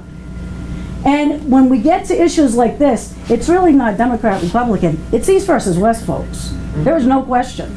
And it's convincing the people in the eastern part of the state why things like this are important. I was very happy. I tried for 85%. I didn't get 85. I got 80%. 80% regional school reimbursement was $7.3 million more than last year, about $169 million. That's real money. That's real money for Hubbardston. That's real money for all of the schools in the Quabbin Regional School District. We talked about sparsity aid. That was me, Adam Hines, Senator Adam Hines, and Senator Julian Sear. We worked on a special, and we had a little problem with this too. We're trying to get, we're realizing that so many of our regional schools and other very rural areas, because of declining populations, it's very difficult for them, extremely difficult. And a lot of our very rural areas in this area, they don't have the school population anymore. And so it's so hard for them to try to make up how are they going to do that funding. So Adam and I and Julian Sayre, the 3 of us got together, we talked about what we could come up with for some sort of sparsity aid. And for the first time, we got rural aid in the budget. And guess what? That also got vetoed. We overrid it and got it back in. We wanted $3 million, it got to $1.5. For the Quabbin district, that's $119,000 more for them. For my Senate, the towns in my Senate district was $500,000 of that 1.5. I'm very proud of that. And I'm going to continue to work on that. But those are the things you have to do. When Ryan was talking about the streets, the STRAP program, okay, for the small towns to get that, you can apply for these Mass Works grants, but they had a little something in there that you could only apply if you got an award, then you couldn't apply again for 3 years. Made no sense. 1 minute. I went and met with Jay Ash. I said to him, "This is crazy. Why is that?" He said, "Well, if you want to change it, you better do an amendment, see if you can get it through." I filed an amendment and I got it through. So now you can apply every single year. Those are the kind of things that I work on because it's important. I understand what's important to get money back and to make sure that our voice is heard. It's about relationships. I'm very proud of the job that I've done with your help and with that kind of assistance. So thank you very much. I'd appreciate your continued support.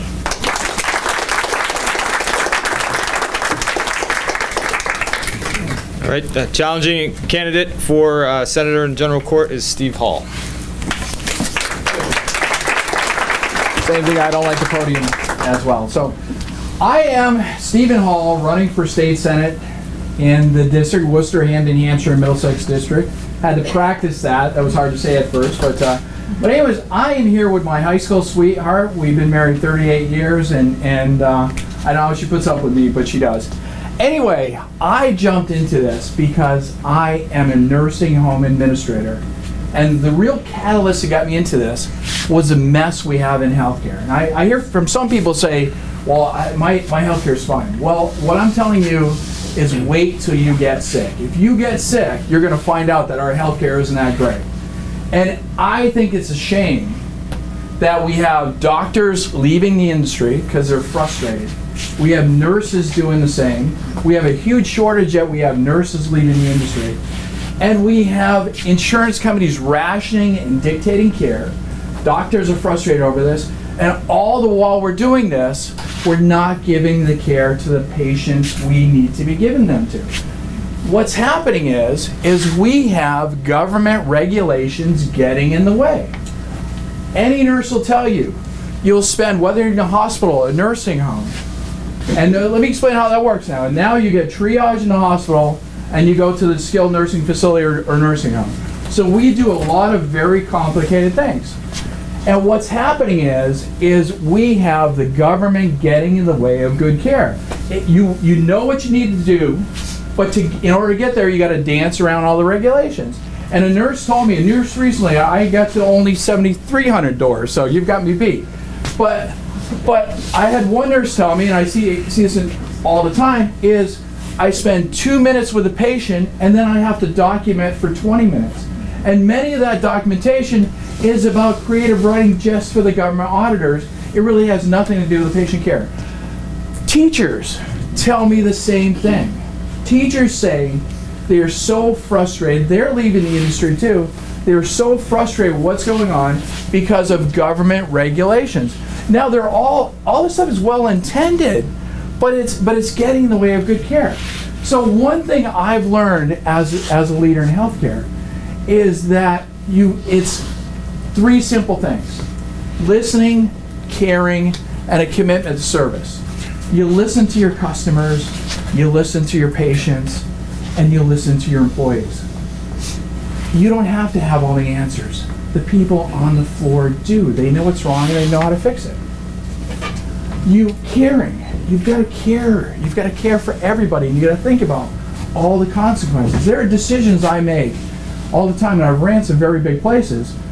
I'll think about it for a few days, because before I say something or before I do it, you've got to really think about the consequences. And we have, from our legislation, we have a lot of unintended consequences right now. I mean, the Affordable Care Act, I know it's a federal issue, but if we ever had a chance to fix federally, it's right here in Massachusetts.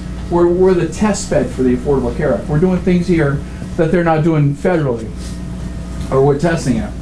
But there are a lot of unintended consequences, and if you've been to the hospital recently, you may have dealt with them.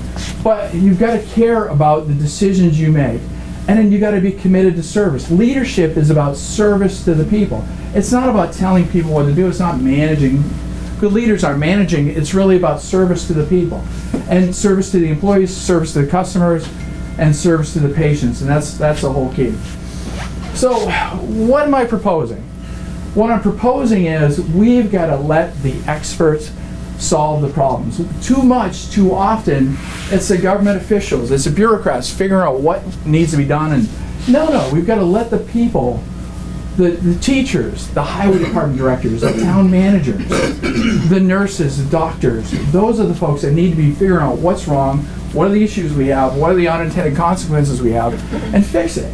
And in the end, we've got to think about the taxpayers, because I can tell you, we are wasting a lot of money. And I'm not talking about cutting services, but I'm saying that there's a lot of money being wasted out there. And as I've been to these 7,300 homes, I've met a lot of people working in government. They go, oh, you can't imagine it's even worse than you think it is.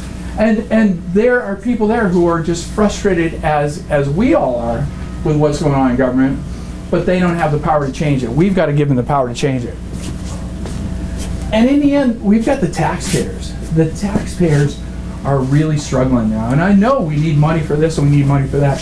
Absolutely. But I'm of the argument that there's money there. There is so much waste in Beacon Hill. There is so much. We've got this huge mushroom, and we're all fighting over the scraps. The stem there is all we're fighting for. And that's where it's going to change. We're going to have the services. We're going to allow teachers to actually have, we have teachers who have to buy their own supplies. Right here in town, I was talking to teachers who are spending $1,500 themselves on supplies. When did we get to that? Why? Because there's so much waste on Beacon Hill. We have medicines. Costs of medications are skyrocketing. And yet we have senior citizens who are deciding whether or not they can, they're looking at food or medicine. And actually the people I see in healthcare are folks that sometimes can't afford their medications, yet we continue to waste their taxpayer dollars and we continue to look for more ways to tax them. There's a new talk of a mileage tax now. It came up recently. Good heavens, we're taxed enough. We've got to cut the waste. So it's really about making sure that we're given the services, we're getting all the services we need. Our kids have only one chance. We've got to make sure that we're giving them that chance. Our seniors, we've got to stop taxing them. I met people literally tearing up because they were going to have to sell their homes because they could no longer afford the property tax for those. I met a gentleman right around here who was trying to hold back his tears because because we raised the price of inspection of his vehicle from 29 to 35, and then he says, I don't think I'm going to be able to get my truck to pass. And he says that's the only vehicle my wife and I have. What am I going to do? It's those people that we've forgotten about when we keep raising these taxes and we keep wasting the taxpayer dollars. So that's what I'm proposing. We've got to look at that waste, we've got to cut that down, and we've got to think about those people really struggling. And I thank you.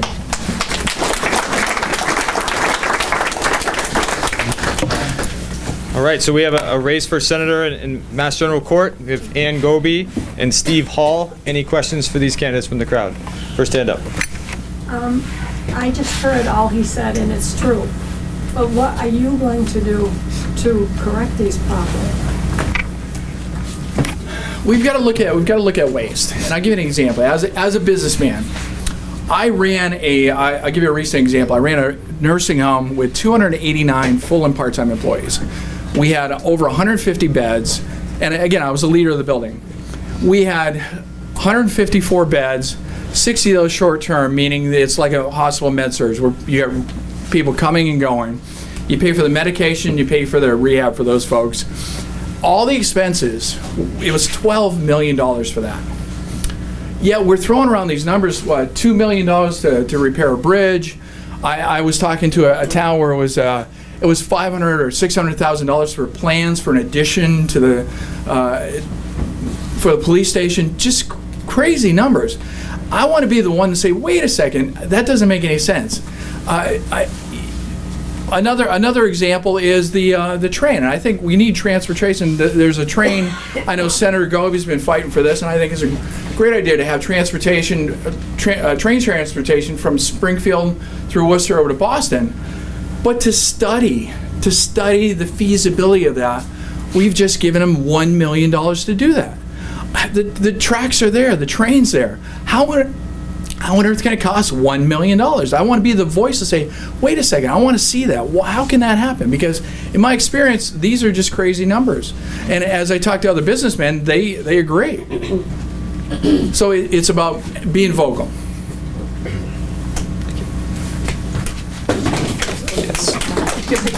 I have a question for both candidates. I just looked into the mileage tax.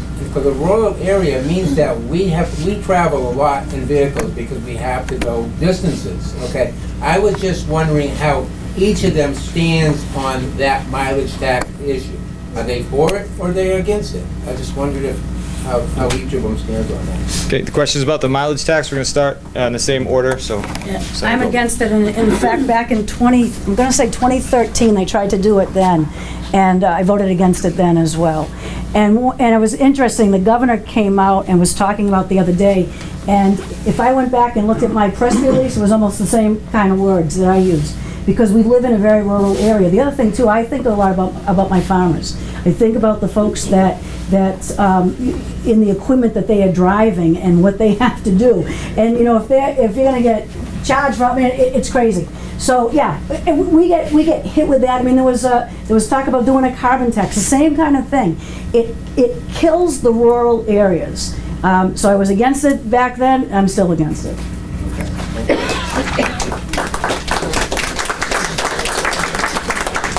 Yeah, I definitely oppose any tax increase whatsoever. We don't have a revenue problem in Massachusetts. We have a spending problem. We have a $42 billion budget now for such a small little state like we have, and it's getting out of control. So no more taxes.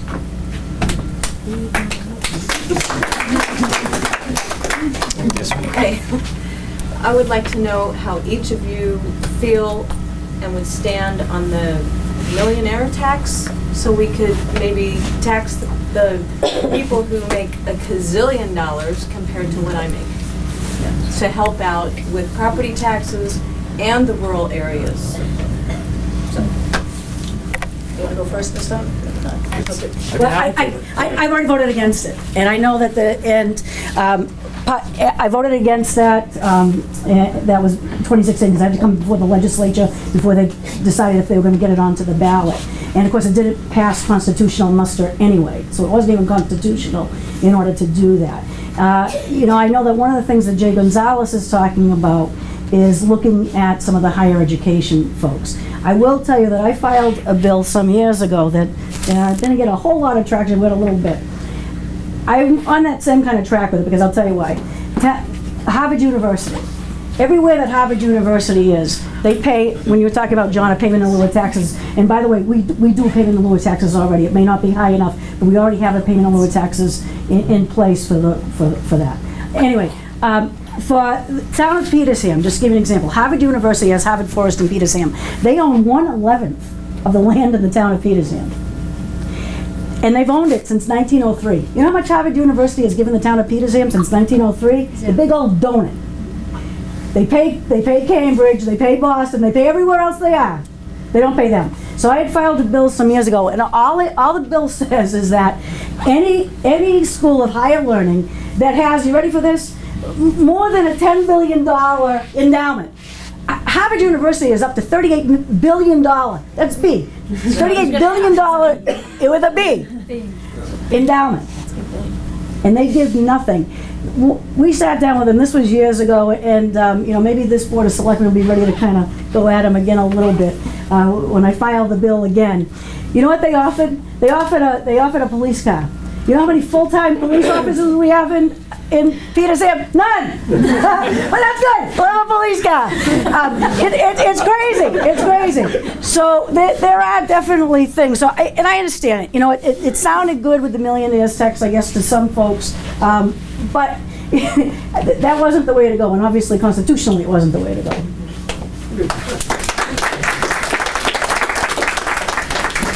I think all we have to do is look at some of the surrounding states. Look at Connecticut and New York, where they've raised taxes on business, raised taxes on people of higher income. It doesn't work. We're too small. They're going to just move out.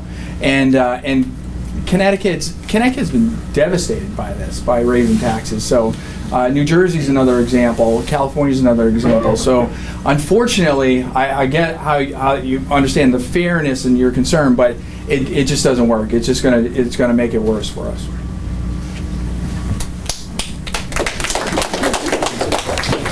I have a question about Mass Health.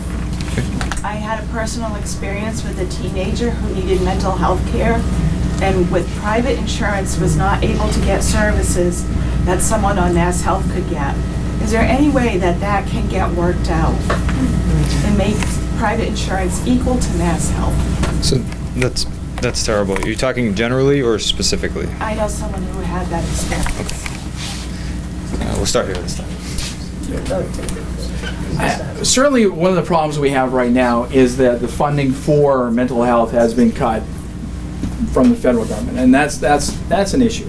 I mean, a lot of the problems we see throughout the country right now, they're trying to blame on other things, and it really comes down to we need help with mental health, and we need more teaching bullying in schools. That's another issue. But from a Mass Health side, again, I think that it's not run correctly. It's not run right. I'll give you an example. is a lot of the money we have there is spent on, what is it? It's 42% of the $42 billion budget on some way for Medicaid payments, okay? So what we have is for example, on the Mass Health Connector, the folks on the insurance and other benefits, they can only work so many hours and then they drop right off the system. So in healthcare, for example, we have a lot of hardworking people who are working part-time because they literally cannot afford to earn more. So what we're happening is we have a Medicaid that's growing and we're having to do some cuts there.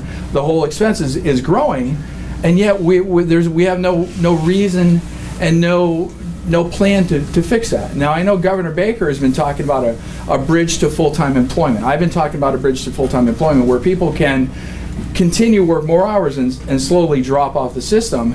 And I would argue that would bring more money to the taxpayers, but more money for much more needed services that are being cut right now. So it's really about making sure that system's running correctly, and it's not right now.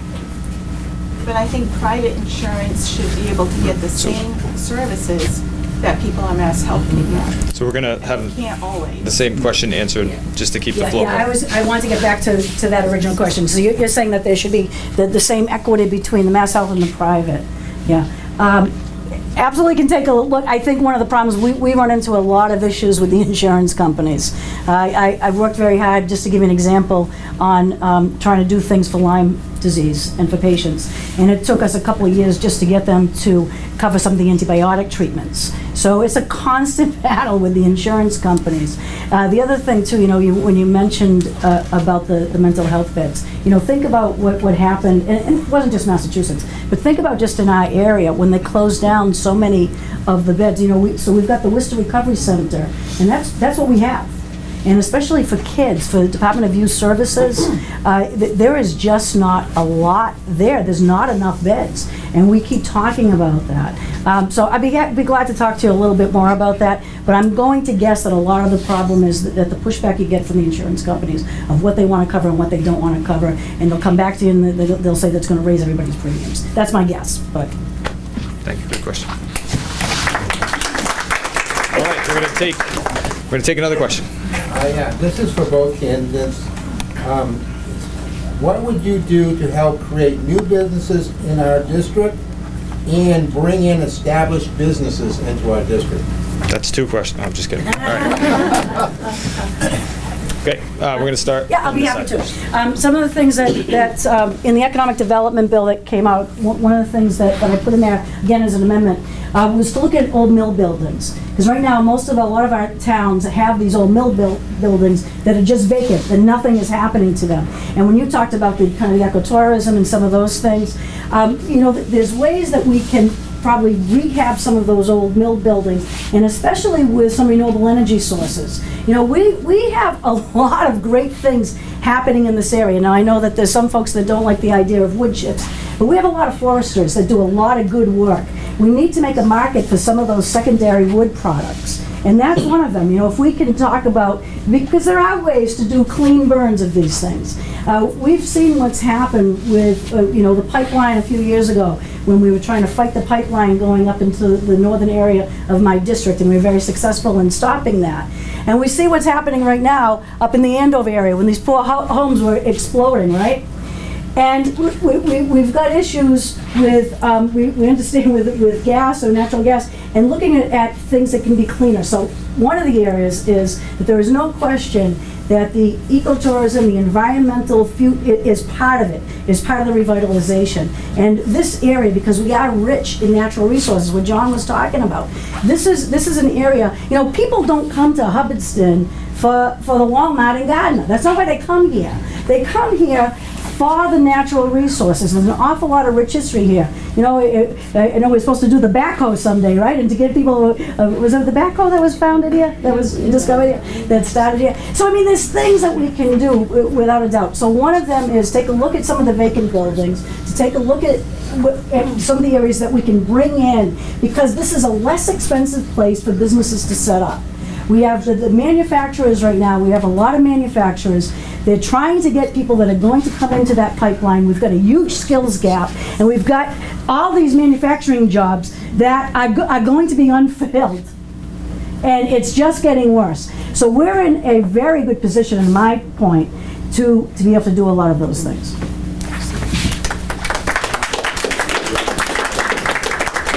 So my concern is, first of all, I hear so often politicians saying that, well, I've done this to create jobs, I've done this, that to create jobs. As a small business owner myself, I can tell you that the government doesn't create jobs, it's people that create the jobs. So I think what we have to do is we've got to get the government out of the way. And one thing I'm really concerned about is the grand bargain. We were talking about the grand bargain. Is there are more taxes coming out in January that I think are really going to devastate business. So we've got to think about what is in the way, what taxes we have that are preventing businesses, that are hurting businesses right now.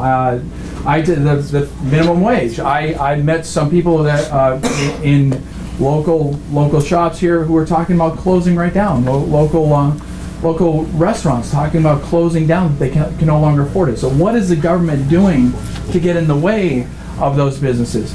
What can the government do to incentivize? What can they, with tax breaks, those kind of things? I think that's the whole key to bringing business out here. And the other thing is we seem to have this mentality of bringing businesses east of 495. You know, we're always creating businesses out there east of 495. We've got to think about what can we do to bring them out here. And I think it's a tax incentives, and with it making easier for startups and for businesses to stay in business. And right now the government's getting in the way.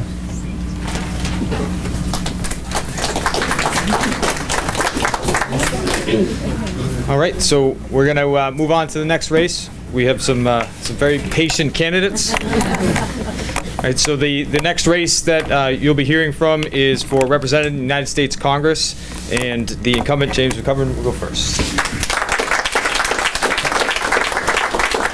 So I think it's all the standing between you and the game is me and Tracy. So we'll be succinct here. You know, I walked in here, a wonderful lady came up to me and said, you know, with all the craziness in Washington, how are you doing? You look a little tired. Are you sleeping? I said, I sleep like a baby. I get up every 2 hours screaming. This is a very difficult time for our country, and a very, very challenging time.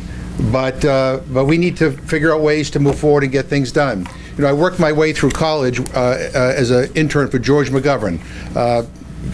Got a great last name, a wonderful mentor to me. And one of his best friends was Barry Goldwater, big conservative from Arizona. So he was this liberal and conservative that had this great friendship. And I would always say to McGovern, like, tell me about this McGovern-Goldwater friendship. And he would say, Barry's a nice guy. He's got a good sense of humor. I respect him. He loves this country dearly. We have differences of opinion, but I respect him a lot. And you know what? We agree every once in a while on things. And you don't have to agree on everything to agree on something.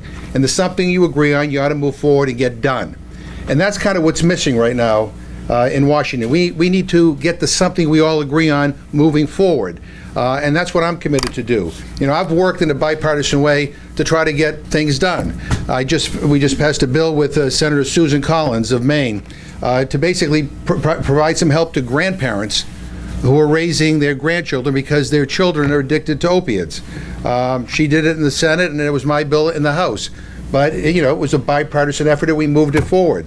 I worked with John McCain on this bill called the Magnitsky legislation to hold Russian human rights violators accountable. I wrote the bill, but he helped shepherd it through the Senate.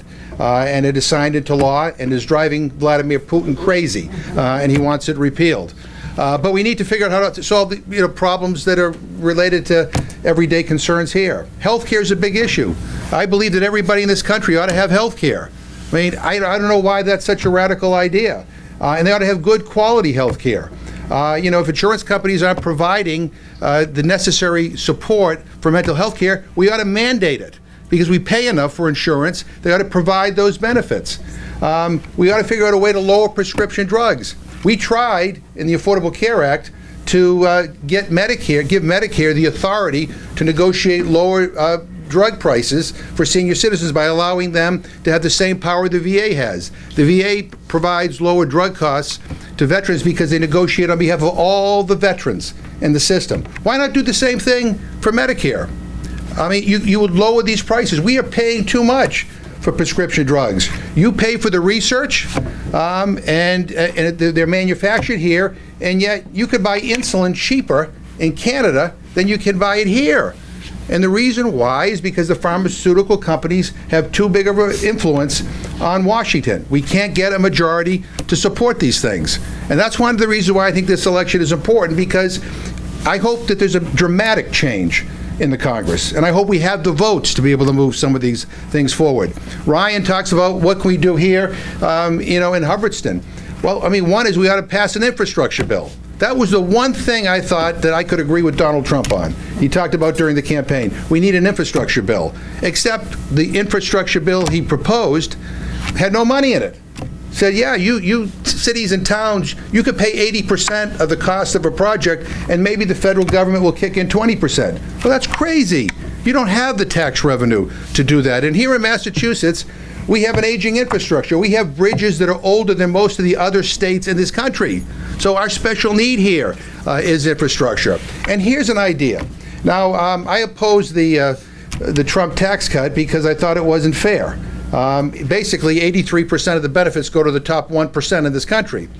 Corporate taxes went from like 37% down to 21%. Well, what if we lowered corporate taxes down to 22 or 23% instead of 21%, and took all that additional savings and put it toward an infrastructure bill, and put it toward maybe dealing with the opiate crisis? Because let's not fool anyone here. You're not going to be able to fix these things without the necessary resources. And we need to have the courage to stand up and say, these are our priorities. I'm sorry, but I think rebuilding our country is more important than giving a millionaire or a billionaire or a corporation another tax cut. We need to understand that tourism is a way to help rebuild our economy here. And I've led a number of tourism tours through this district, bringing in people from Washington, bringing in, AAA, Airbnb, others. Some of my colleagues here have been on these tourism tours with me, trying to find ways to help notify people of the importance of this area. One of the things that I was able to do is get Massport to be able to put on display what we have to offer in this part of the state. You used to go to Logan Airport and you'd see nothing.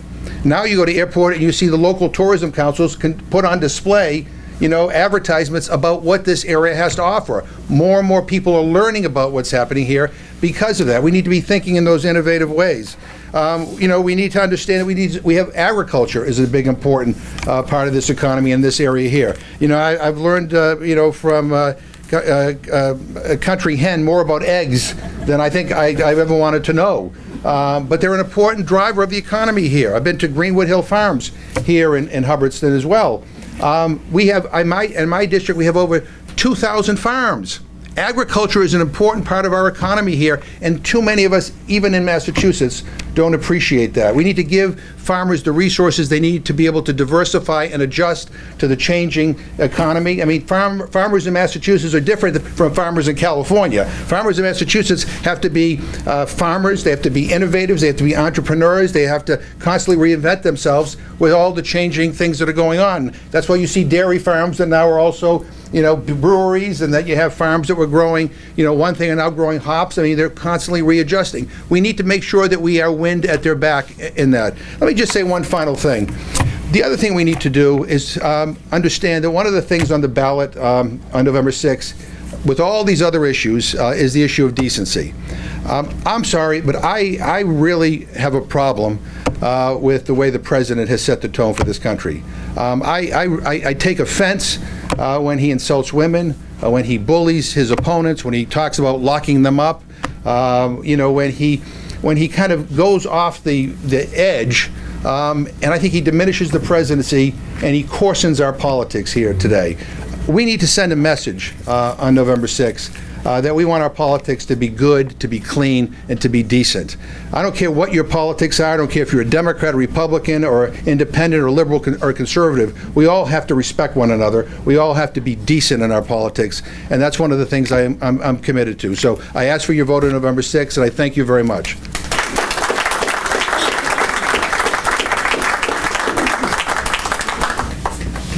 Okay, and one more candidate for representing the United States Congress, Tracy Lavorne.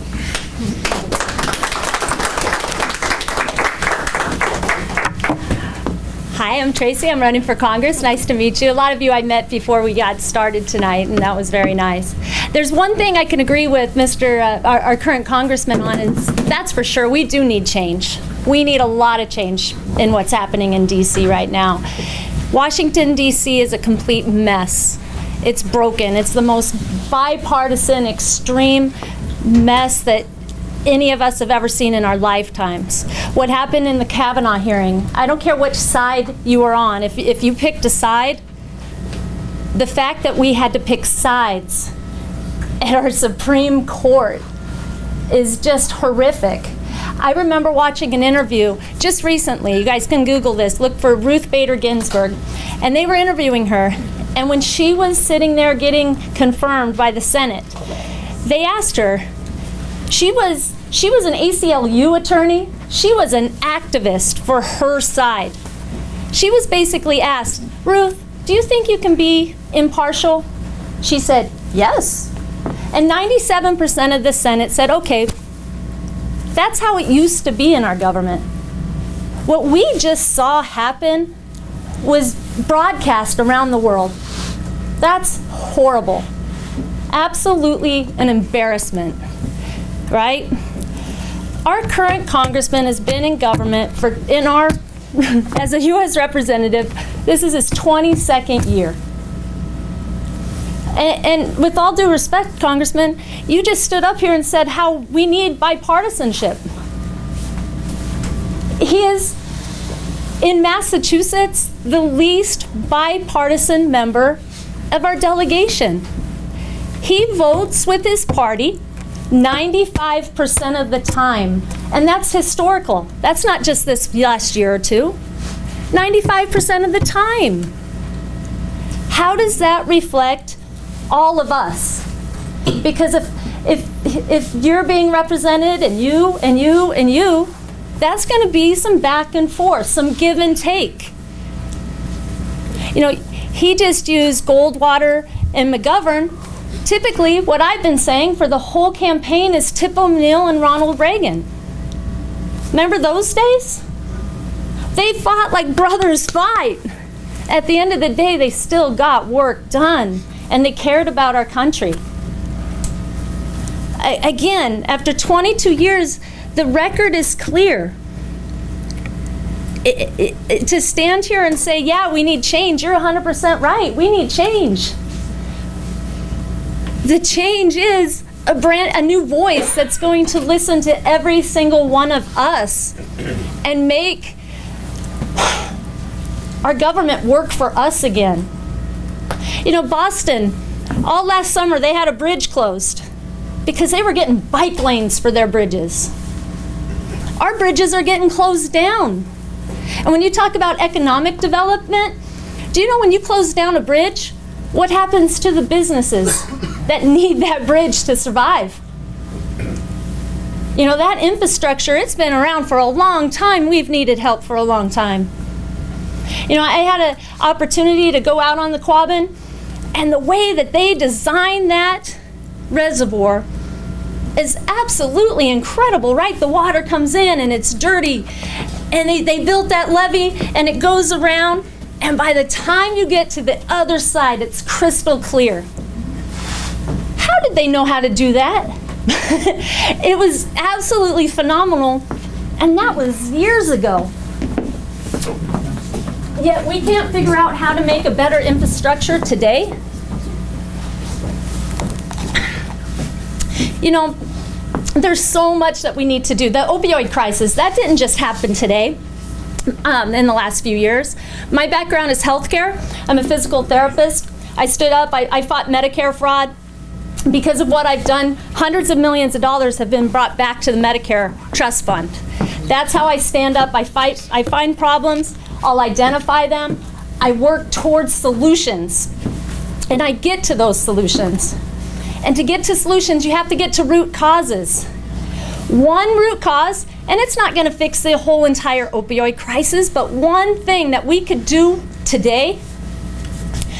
If you go back, there's a Medicare 5-star rating system. If ever you've seen that, the 5-star rating systems for healthcare and hospitals, one of the questions refers to how did your doctor or how did the facility help you with your pain? It's the 5th vital sign. It's attached to that 5-star rating system.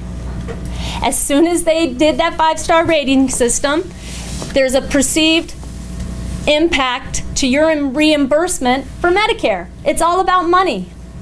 When they put that 5-star rating system, it goes back to exactly when doctors started prescribing increased opioids. Because they were told, get that pain down so we could score higher on the survey, so we can make money. Our government was responsible for that. That was the Department of Health and Human Services. 25, 26 doctors went to Congress and said, look, take the question off. Get the question off the survey. We're being forced to prescribe medications that we don't need to. And Department of Health and Human Services said, well, let's look at it. We might do that. And now they've come back and said, well, in the next couple years, we're going to change how we ask the question because there might be a perceived causal relationship. No, take the question off. It's that simple. Take the question off. Quit incentivizing our hospitals to decrease pain for money. Something that simple could be done tomorrow. And it's not going to help it go away completely, but it's at least something that we could do to help. And that's how I think. That's why I'm giving you that story, to show that, you know what? Sometimes there's an easy cure for some of these things. Some of these problems that we have had for years, some of these problems that we've had going on at least 22 years. We can identify them and help bring them back to our district. The opioid crisis, our infrastructure. Mental health got brought up so much tonight. My mom committed suicide. I know mental health. And I'm in healthcare, and there is no reason why physical health and mental health shouldn't be looked at equally. But where does the money come from? I believe it was Senator Goby. Maybe somebody was mentioning special education. It was Jean, you were mentioning special education and how much that cost our school district. We need special education. Again, I'm a physical therapist. Those monies have to come from somewhere, but does that go to on our schools? Is that the right place? I'm not convinced that our school district in Grafton, average price per student is $15,000 a child. For a special education child, average is $70,000 per student. Does that belong on the school district's budget? I don't think so. It belongs somewhere. No doubt about it. It belongs somewhere. But does it go on the backs of our school districts? And should our federal government be pushing that down to the towns to figure out that big a problem? I don't think so. I think that's something we need to partner together with and try to fix. Very local issues is what I want to help with. Money back to the districts. Right now, on average, for every dollar Massachusetts spends in federal money, we get about 85 cents back. In 2014, South Carolina got almost $7 back for every dollar they spent. So when you hear about all these states that take more money, yeah, we want to give out of the kindness of our heart. I don't think it's that. I think those states are just a heck of a lot better of getting a lot more money back. And that's what I want to do for you guys as well. Thank you. I asked you for your vote.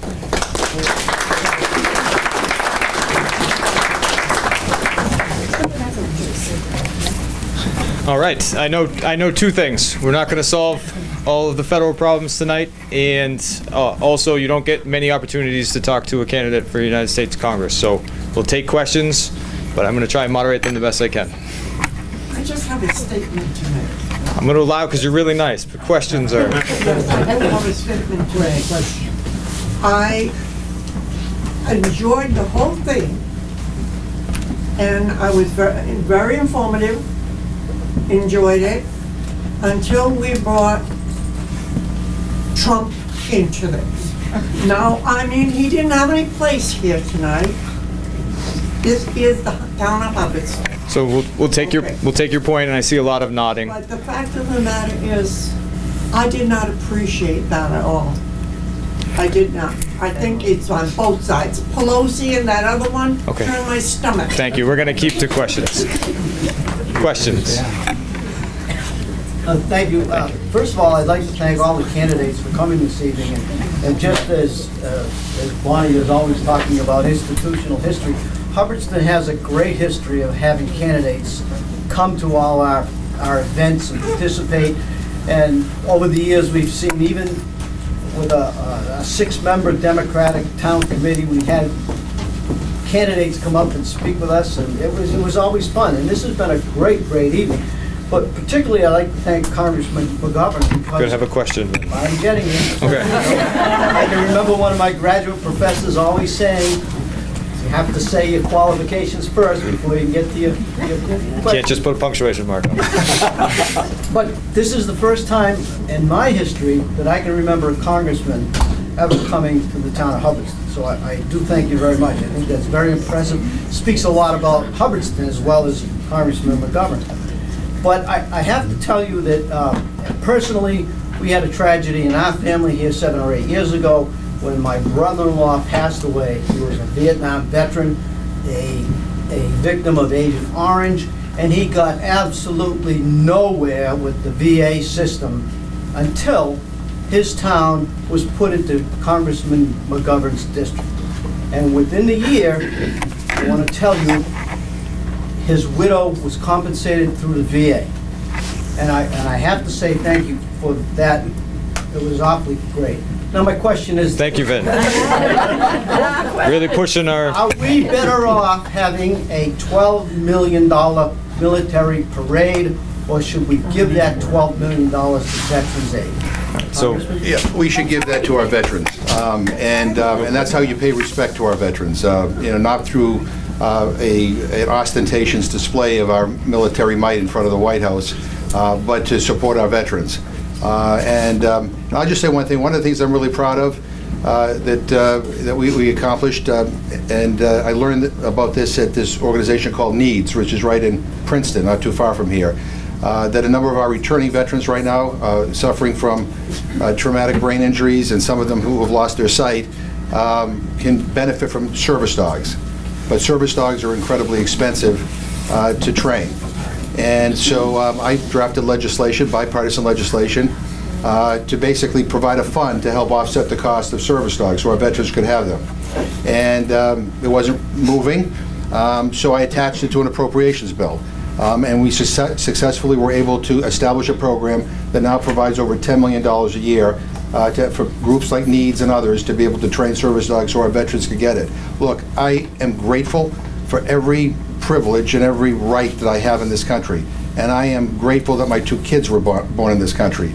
And we owe that to our veterans. And that is why we need to support them every way I can, and I appreciate your comment. So, to be fair, I'm going to let you answer the question or talk about veteran services generally in your time. I fully support our veterans 100%. In fact, this last military spending bill, Mr. McGovern voted no on it, where I would have voted yes on it. We need new equipment. We needed raises that our military guys hadn't had for years and years, and they finally got raises. We need upgraded equipment that just... We're using planes that might not even fly right now. You know, I had a cousin went through Marine basic training, and they literally were training him to shoot without bullets because they couldn't afford training bullets. They were bang, bang, bang, playing. And he was in the Marine Corps, and this was just 4 years ago. That's not the military I want. We need to get that spending in there because yes, I love our veterans, but our military are going to be veterans, right? And I want to have as many veterans come out on the other side as possible, especially if they do go see action. May I? So by rules and respectfully, because it was personally brought up, you can answer to that and that only. Yeah, just so people understand why I voted against the last defense appropriations bill. I support programs, obviously, that help our troops and certainly help our veterans. But I want you to understand one thing. We're at war right now. We're in Afghanistan. And guess what? We don't pay for the war. It goes on our credit card. And I think that that's wrong. I think if we're going to send our brave men and women into battle, we all have an obligation to do something. And if we're not willing to pay for it, if we're not willing to have a war tax, or if we're not willing to offset it somewhere else in the budget, then the only people that are sacrificing are our troops and their families. I think that is fundamentally wrong. And I have said that I am not going to be supporting defense bills unless we live up to our responsibility to truly support our men and women. Putting it on the credit card, adding it to our deficit and our debt, which is now in the trillions and trillions of dollars, really undercuts what our veterans are doing and what our soldiers are doing, and it damages the security of our country. So I just wanted to clarify that, because everybody supports our troops, but we're not paying for it, and I find that fundamentally wrong. Okay, so we're going to ask for additional questions. Yes. How do both of you feel about campaign finance reform and super PACs, big corporations, or grassroots? Okay, so generally campaign finance reform. So we're going to start with as we've been doing with the incumbent for this first question, and then go back. Yeah, my first speech when I first got elected to the Congress was on campaign finance reform. And we actually passed some campaign finance reform, which the Supreme Court struck down. The Supreme Court has made a number of rotten decisions. One of them, Citizens United, which has opened up the floodgates. The only way to change the reality is either getting a new Supreme Court, which is not going to happen, or amending the Constitution. I have two bills that I've introduced. One that would repeal Citizens United and give Congress the ability to regulate campaign spending, and another makes it clear that corporations aren't people. The preamble to the Constitution is we the people, not we the corporations. I think the one thing we can do immediately that doesn't require a constitutional amendment is we can require full disclosure by these super PACs and these dark money interests. When people give me money or Ms. LaVorne money or anybody money in the state level, you have to declare it. So you know what type of interests support us, what people support us. These super PACs, they don't have to do that. So you can see there'll be an advertisement on TV knocking somebody that says paid for by the Friends of a Clean Environment. And what you don't know and you don't have access to is knowing that the people who are funding it are big oil companies. So I believe that one of the biggest corrupting influences in politics today is money. And we need to get it out across the board. My hope is that we will move in that direction. It has been difficult. We made some progress, but the Supreme Court struck it down.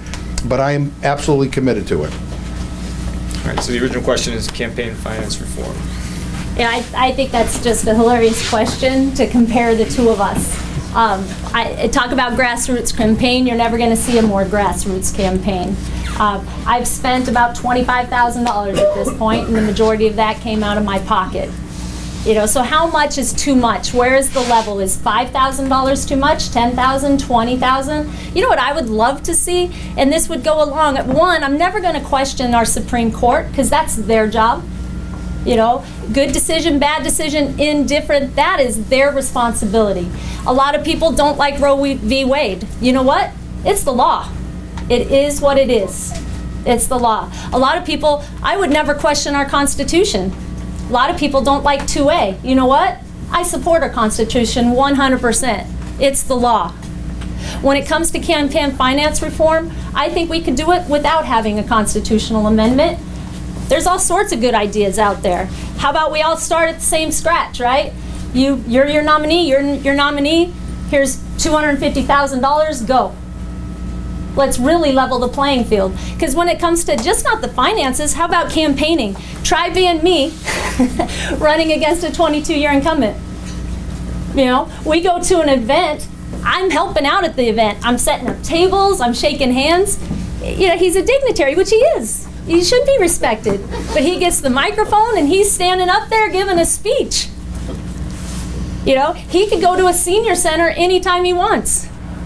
When I go to a senior center, I have to ask, and half the time they say, no, we're not allowed to have political bias. If I call up and try to go to an assisted living community to try to meet with people, no solicitations. Well, if you're a congressman, can't you just go walk in and have an event, right? So there's a lot of campaign reform that needs to be done, I believe, not just finance reform. Right now, incumbent approval rating is about 9%, yet they're re-elected 98% of the time. I'm not convinced it's only because they do such a wonderful job for us. I think our whole campaign system can be looked at and revamped.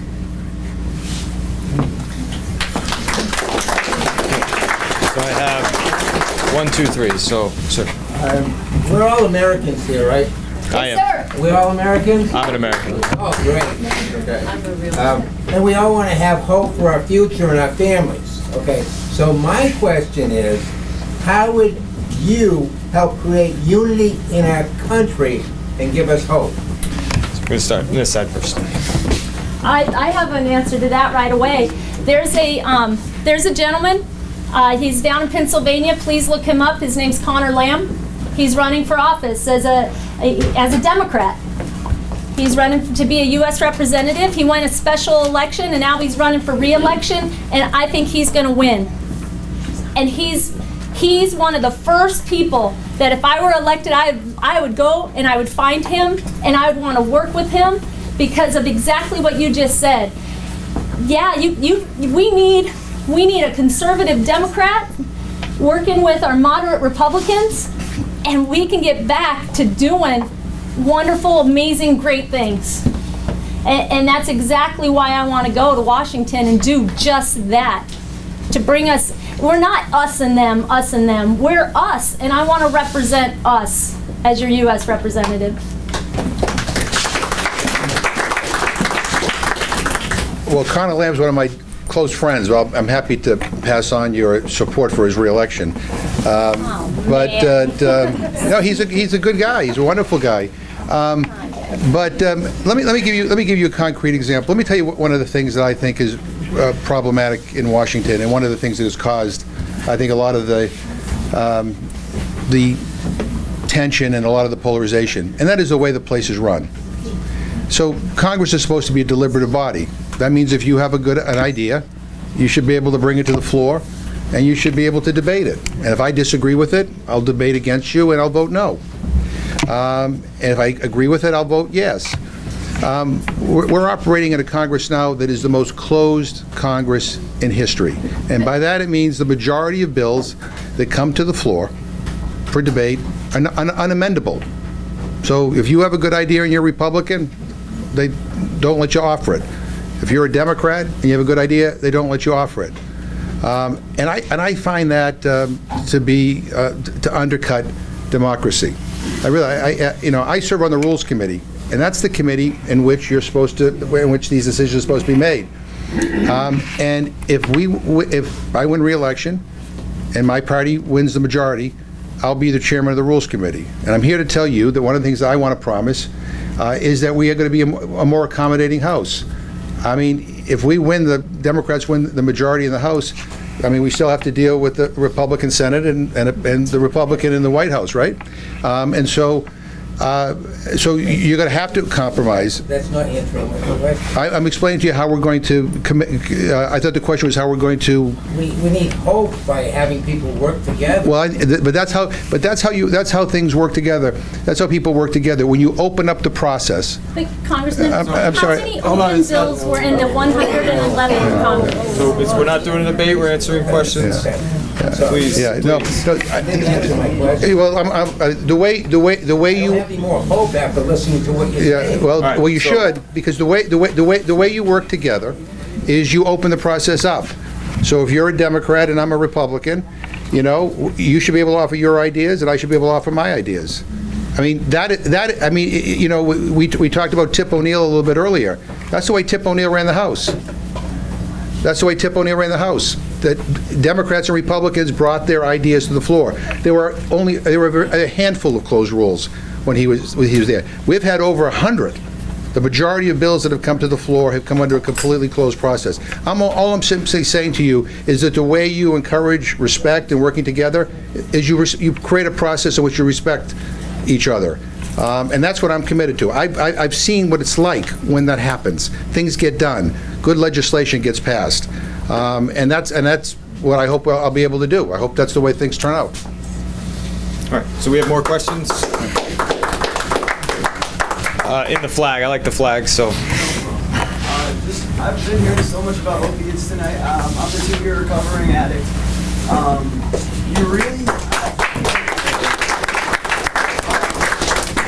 You can't do anything about the addict themselves. The addict themselves is the one who chooses to get clean.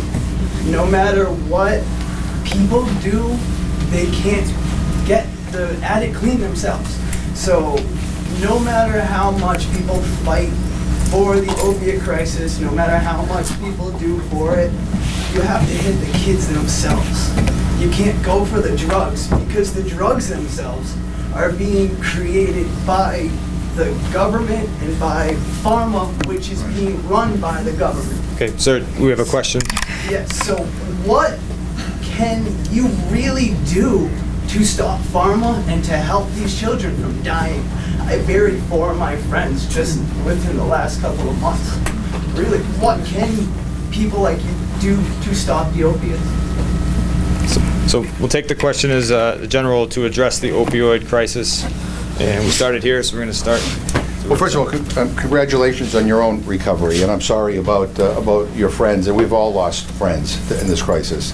It's been 22 within the last 4 years. Yeah, which is horrible, and I think a couple of things we can do. One is for people who need treatment, we need to make sure the treatment's available. So when people want to get help, that it's there. In some parts of our communities, it's very difficult when people want to get help to be able to get them the help that they need. That's number one. Number two, we need to crack down on big pharma and on these big drug companies. I mean, they have been pushing drugs that, quite frankly, with only profit motives in mind. Drugs that have been addictive, and quite frankly, they've pushed them on our hospitals, on our doctors, on our medical profession to be able to pass them on to individuals who, quite frankly, cannot deal with them. And we ought to have oversight hearings on their behavior and their involvement in this crisis. And quite frankly, they ought to be held to account. I mean, it is a tragedy what they have done, and they need to bear the responsibility. Thank you so much for your question. It was a lot of bravery to stand up and do that, so thank you so much. I appreciate that. What we talked about before, mental health and physical health being equivalent, over and over again, so much comes down to mental health and trying to help before the problem even gets there, trying to identify it to prevent it from happening in the first place. Definitely holding dealers accountable, but like you said, the drugs are there, they're coming in, and half the time the government's doing it, But where we can try to help, securing our borders, north and south, it has been proven how it's flooding in here. But it's also been proven that the opiates are coming from Afghanistan. That's why.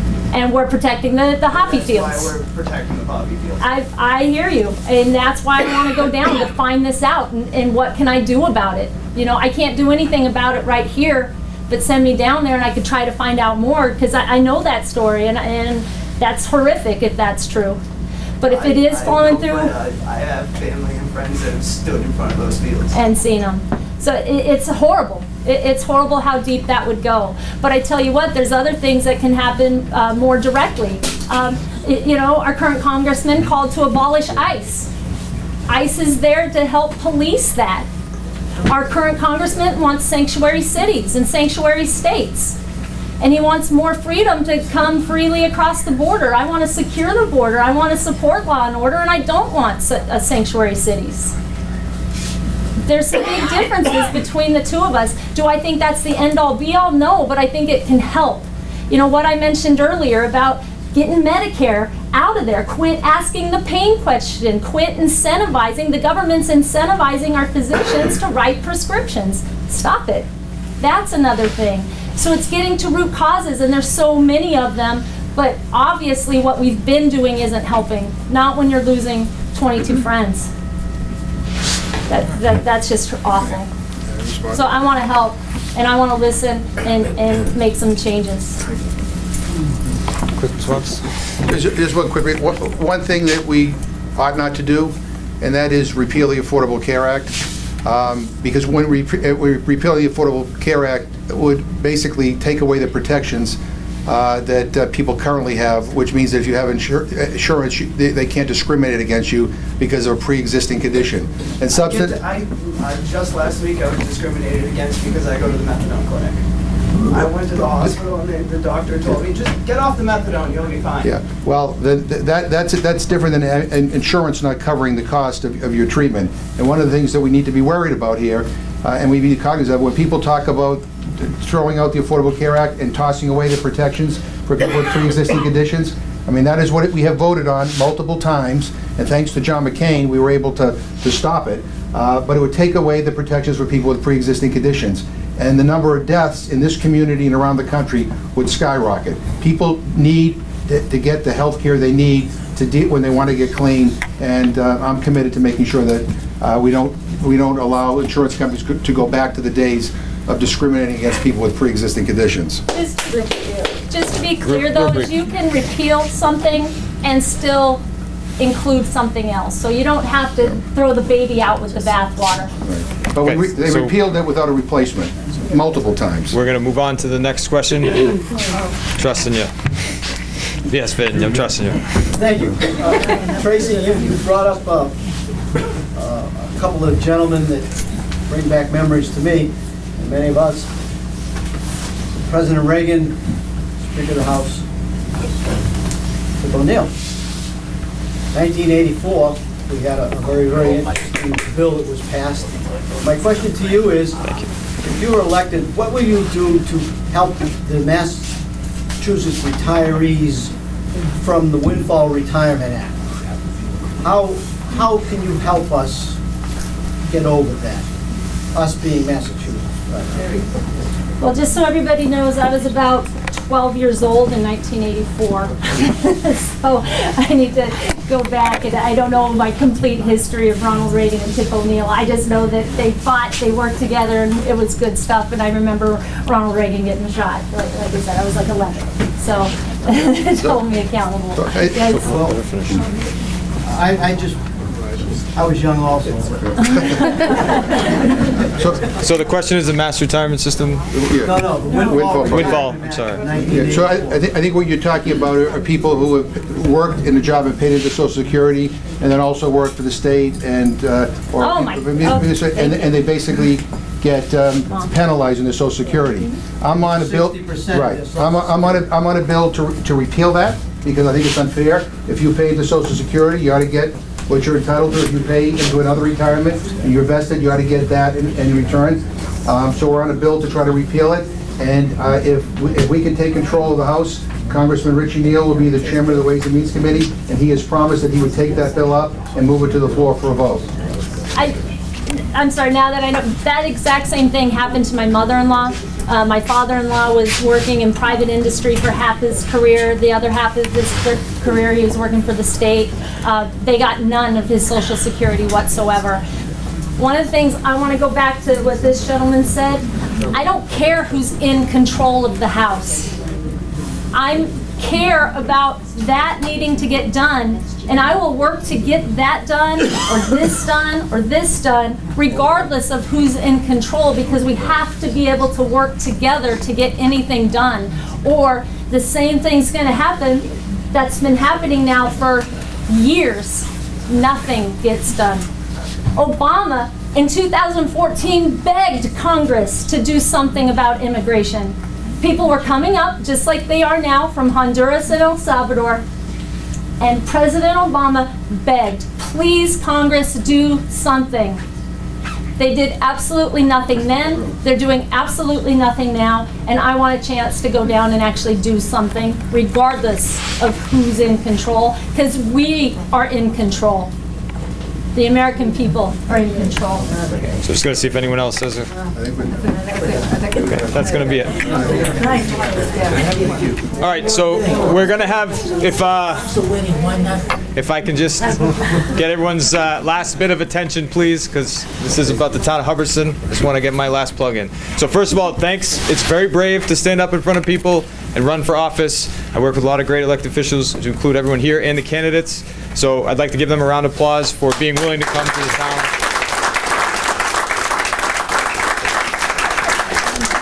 And I'll say real briefly, because I know everyone wants to go, that you came here because you care about your government. You came here because you wanted to hear those who care about their government. So here in Hubbardston, we have openings for people who care about their government.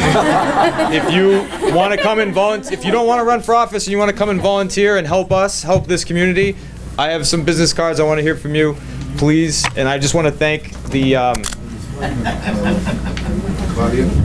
sorry? You had someone who wanted to speak on that number one, or? Oh, yes. And then we're, right after I wrap up, I just want to thank again, give a round of applause to our seniors.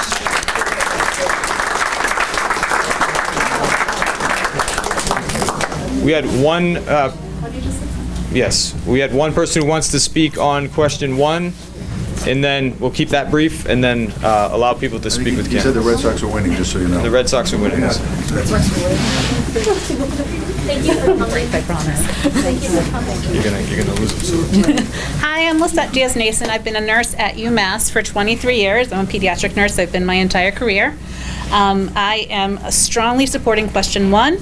I'm asking for your support as well.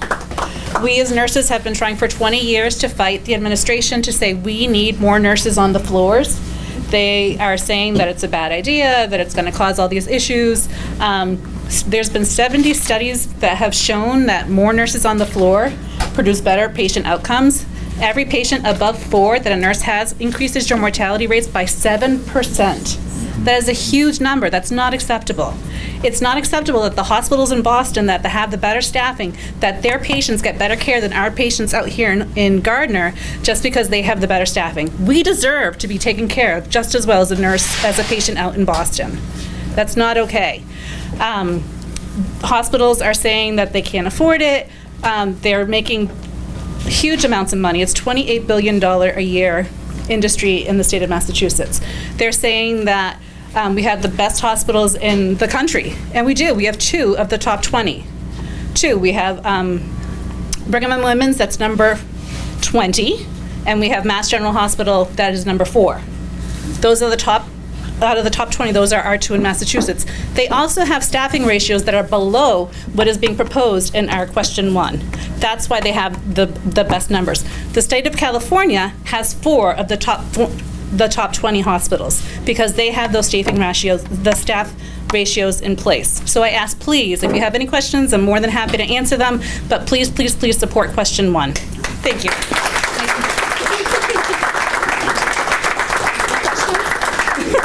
All right, we have food to eat. We have candidates who want to talk to you. Thank you so much on behalf of the town of Hubbardston. Hey, thank you. See you. Can I take a card? Yes. I tried. I want to talk to you if I get you. There's lots of stuff. I've